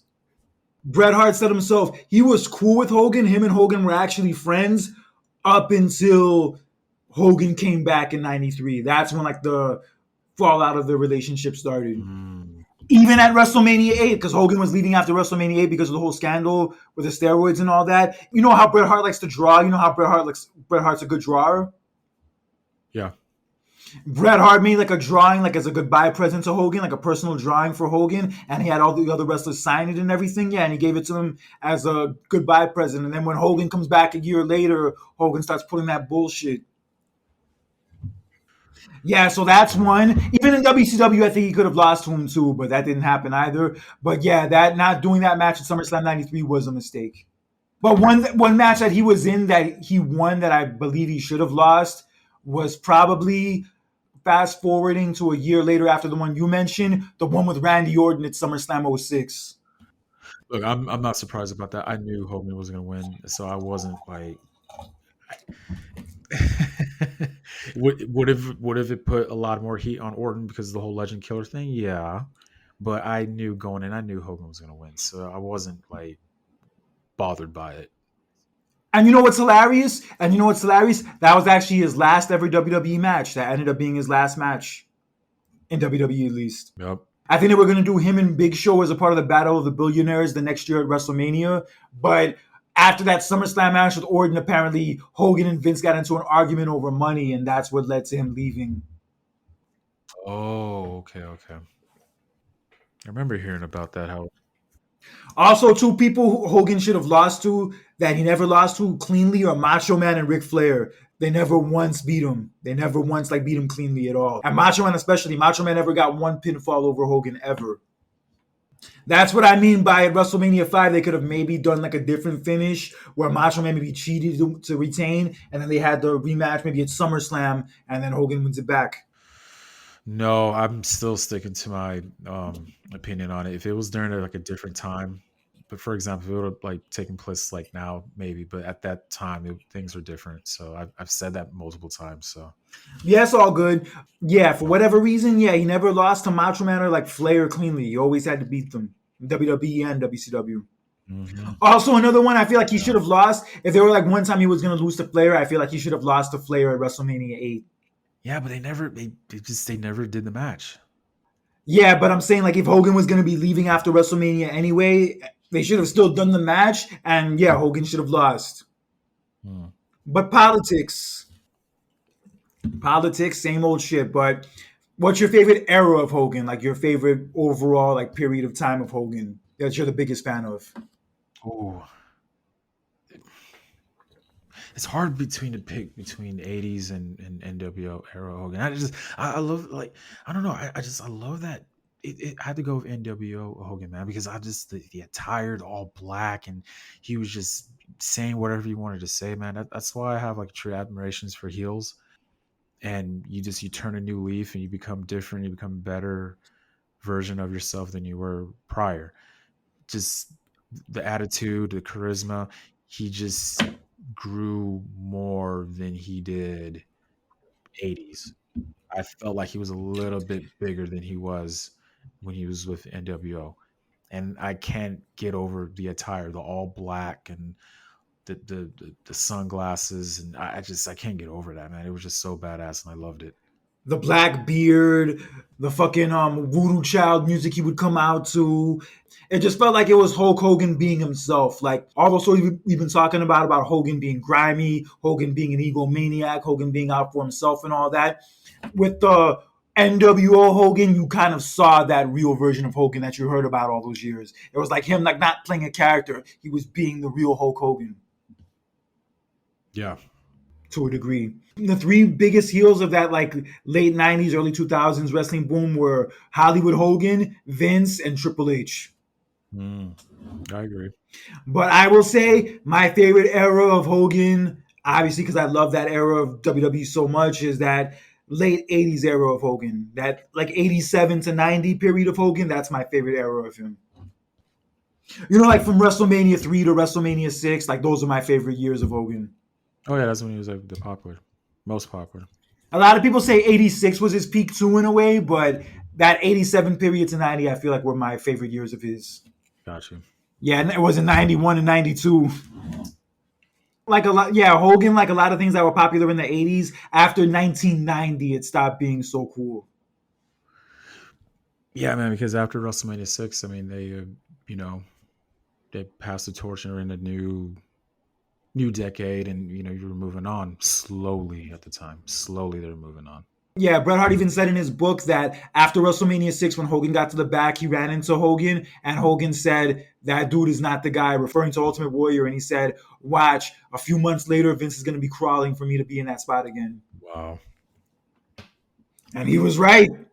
1 year later, they put the belt back on him in that ill-fated Sergeant Slaughter feud. Yeah, I know, but things slowly were starting to change, man. It was a slow burn. Even after WrestleMania 6, he still had juice left with that feud with Earthquake, because the way Earthquake took him out, that gave him like a lot of fan sympathy and all that. Mhm. But then after that feud ended and then he got into the feud with Sergeant Slaughter, that's when it really started to fall off hard. Okay, and biggest scandal Hogan was a part of. Oh, easily the racist remarks, man. That was easily the big. Come on, everything when it deals with racism, that's bigger than anything that he's ever been a part of. Like it's shocking to hear that, especially when it comes to a guy like that. I think anybody with a polarizing figure, whether if it's wrestling or acting, music, when you hear stuff when it deals with racism or any sexual allegations, you're gonna hear that. It's gonna be shocking, dude. So when I heard about the racism thing from Hogan, that was like, dude, why of all people, why would you do that, man? And for the longest time, people looked up to you. You know what I mean? Like a lot of black wrestling fans do not like him anymore because of that situation. And it's fair. It's fair. Yeah. For my thing was, I knew he was grimy and he was kind of a shitty person even before that shit happened. So obviously it upset me, obviously made me not like him even more. But for a lot of people, that was the point where they stopped being fans of his. But for me personally, I had already kind of like not been a fan of his for years. And that incident, that situation just kind of solidified it to me, where I was like, yo, there's like no coming back for this dude.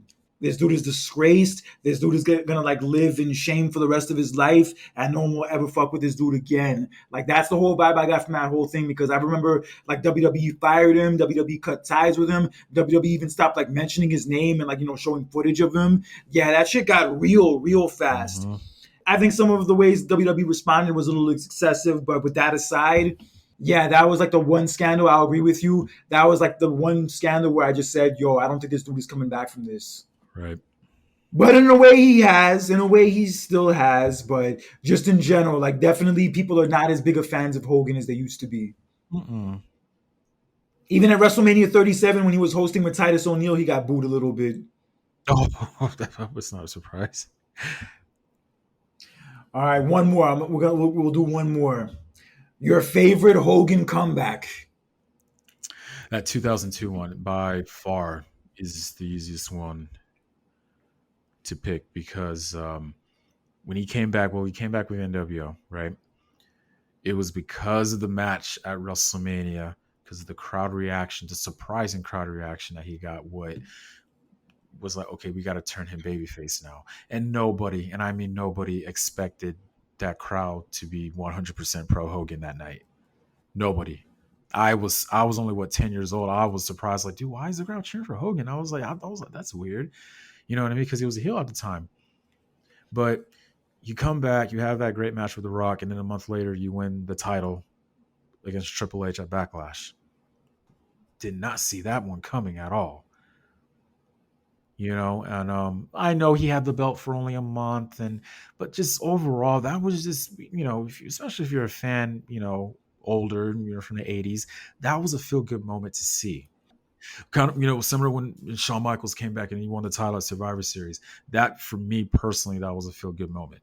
And you know what's funny? We got both of those in the same year, 2002. Oh, yeah. Yeah, I love that Hogan 2002 nostalgia run. It was great. I'm just bummed I didn't go to that one show he had in Florida that I could have gone to, where he teamed with The Rock. Oh. Which infamously enough happened the same night as the plane ride from hell, but that's another story. So yeah, that return with the NWO with No Way Out was great, and they could have maybe ran with the NWO thing a little longer, but whatever. Well, then once that match at WrestleMania with Rock happened and he got the response that he did, yeah, you couldn't turn back from that. Yeah, immediately you had to like, yeah, we got to make changes like fast because we didn't expect. It was like a curveball right there. Like nobody expected the crowd to be behind him like that, you know.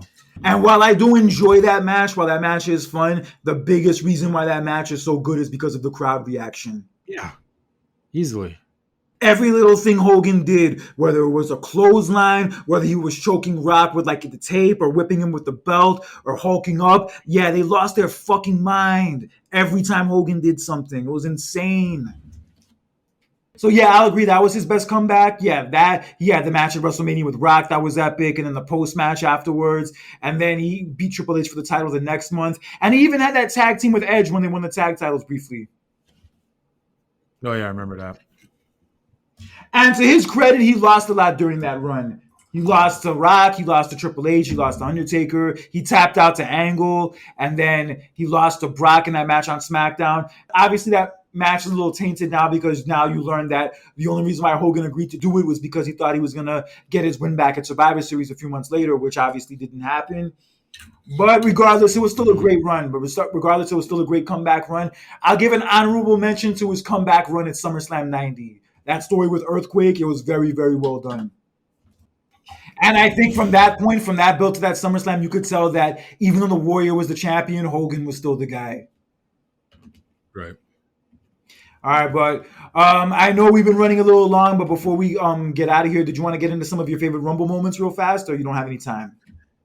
Just a little bit because I'm kind of like running on time right now.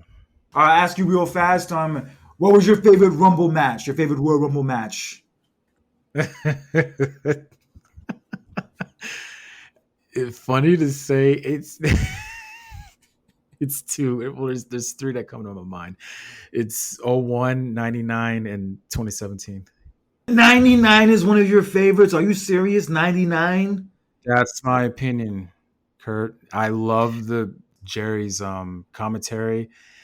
The whole storyline with the whole bounty and all that stuff, and then Vince. It was to me, it was comedic to me. I don't care what year anybody has to say about it. That was one of my favorites. I'm not gonna lie. After 92, the Rumbles in the 90s weren't that great. It wasn't, but again, that whole storyline behind it, man. And like I said it's one of my favorites. You did hear me say I said 2001 and I said 2017. So I think 2017 as a show was good. That Rumble match I thought was just cool. I wasn't that crazy about it. But overall, that was a very good Rumble show. I will say that. Very good Rumble show. Right. And 2001 goes without saying. 2001 was incredible. 2001 is one of the best overall Rumble matches and also best Rumble pay-per-views you'll ever see. Yeah, I can't leave out 2004 as well. So, 2004 is great. I'll say my top five Rumble matches. I'll say my number one. If I had to pick a number one, I would have to say maybe. Fuck, this is hard. I would say it's between 92 and 2001. Those are my two favorites. But if I had to pick one, I would say maybe give the edge to 2001. 2001 was just nuts, bro. From the Hardys going at it to Drew Carey randomly being in it, and then Kane eliminating 11 people, and then we get a surprise Big Show return, and then Austin tries to come in, and then Triple H attacks him, and then we have like a stare down and like a brief back and forth between Austin and Rock. Kane lasts like an hour and like one of the last two guys in before Austin dumps him out. Yeah, it was a crazy ass Rumble match, man. Crazy. It was. What was your favorite Rumble comeback? Your favorite Rumble return? Oh, it was Edge. It was unexpected. Which time? 2010 or 2020? 20. Yeah, it's the same. I agree. Yeah, just such a great moment. Just a great moment when he comes out and you see like the look on his face where he's about to cry and the crowd reaction. Like it's just one of those things you never thought would happen, but damn, were you so happy that it did. Mm-hmm. Great, but also some other good ones. Some other good ones were Rey Mysterio in 2018. Rey Mysterio in 2018. Also Mr. Perfect in 2002. And then also one of the ones that's probably the most famous, even though we didn't mention it, John Cena in 2008. That was another surprising one because I was not expecting him to come back. I thought he was going to be gone for almost a year, but he surprisingly came back. Yeah, it was crazy. People were cheering when he came in, and then once he got into the ring, started beating everyone up, they remembered that they hated him. Mm-hmm. And also, what are your favorite Rumble final two? Like the last two it came down to. Oh, easily was Shawn Michaels and Undertaker from 2007. Yeah, that was a great one. Yeah, Shawn Michaels and Undertaker from '07 was a great one. I'll probably say that one too. Yeah, if I had to pick one, I'd probably say that one too. Also, Gunther and Cody had a good one last year. The back and forth they had last year was also dope. Austin and Kane in '01 was a good one. Yeah. And I just watched it earlier today. Nakamura and Roman in 2018 was fucking dope too. Yeah, and then you know how excited the crowd got when Nakamura won, dude. They didn't want to see Roman win. So Yeah, it was in the same place where Roman won the 2015 Rumble. It was in Philly. yeah, in Philly. Yeah, so they made up for it. And also, Yeah. another final two I'll mention that were great from the women's side: Bianca and Rhea from 3 years ago. I feel like now they're becoming the female version of John Cena and Batista, where like they're the two top girls in the company, and like they're kind of like away from each other. But eventually they need to meet though. Yeah, they were the last two in the World Rumble that year, and then they went on to win the titles at WrestleMania. Yeah, so they have like a lot of parallels between Cena and Batista. I see that.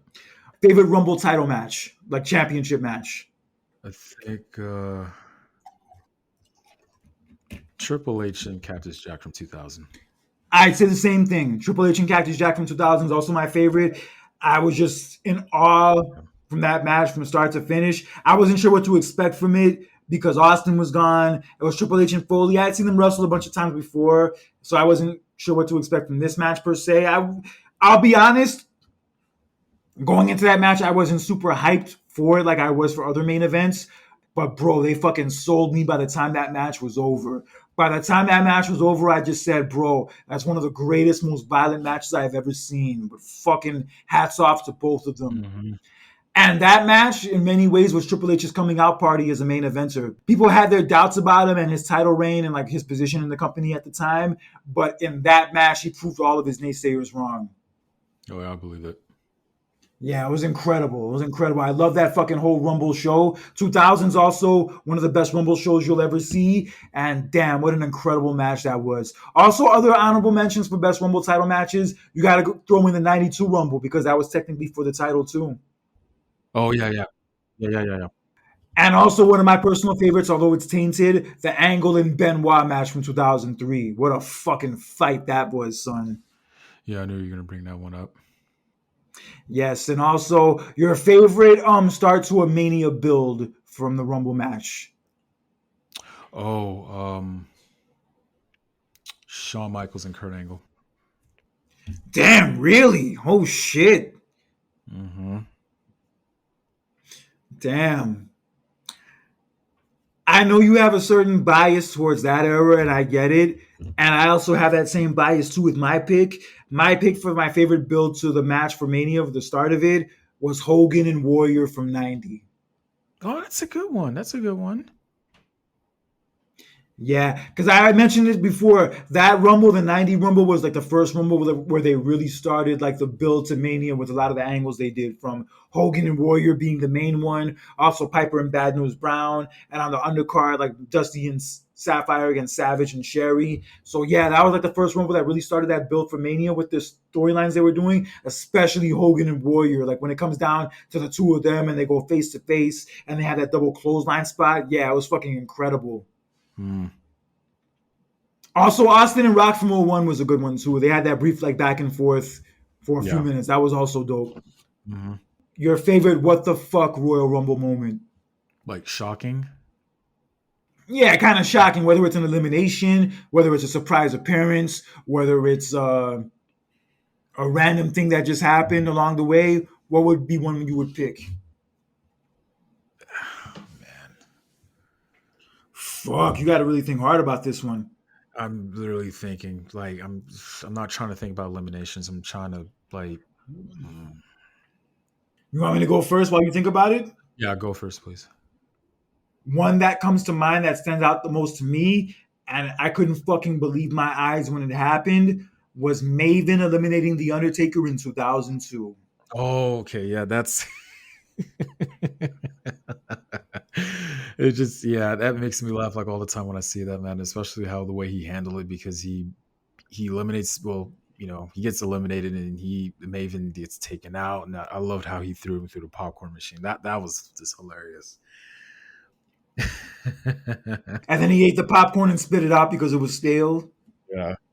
Well, you know what? I think for me, honestly, I'm going to go back to '99. Man. I think Vince McMahon winning the Rumble was, to me, like, what just happened? But it was like the funniest thing I ever seen Oh, happen.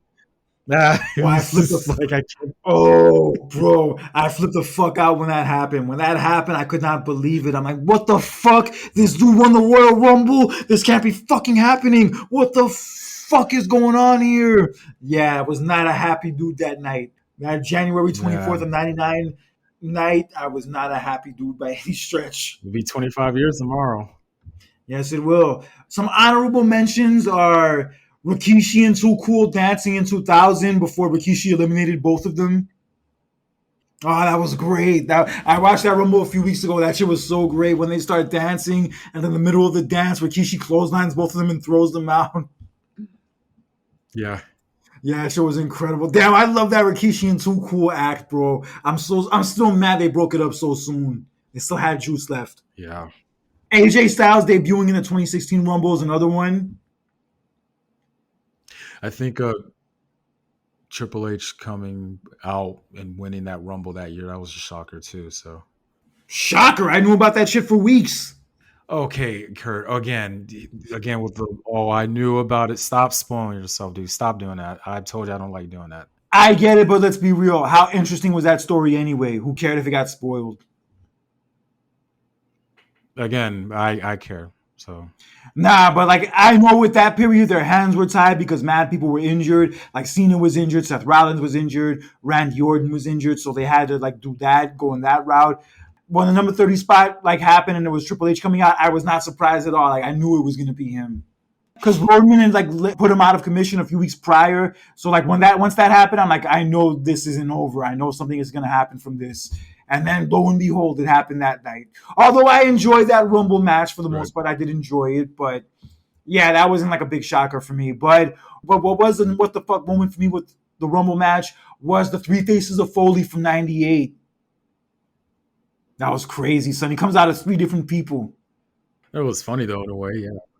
Yeah, I like that meme I see on Facebook where it says you when you're trying to start three different email accounts and it shows like all the three different faces of Foley showing up in the Rumble that year. Right.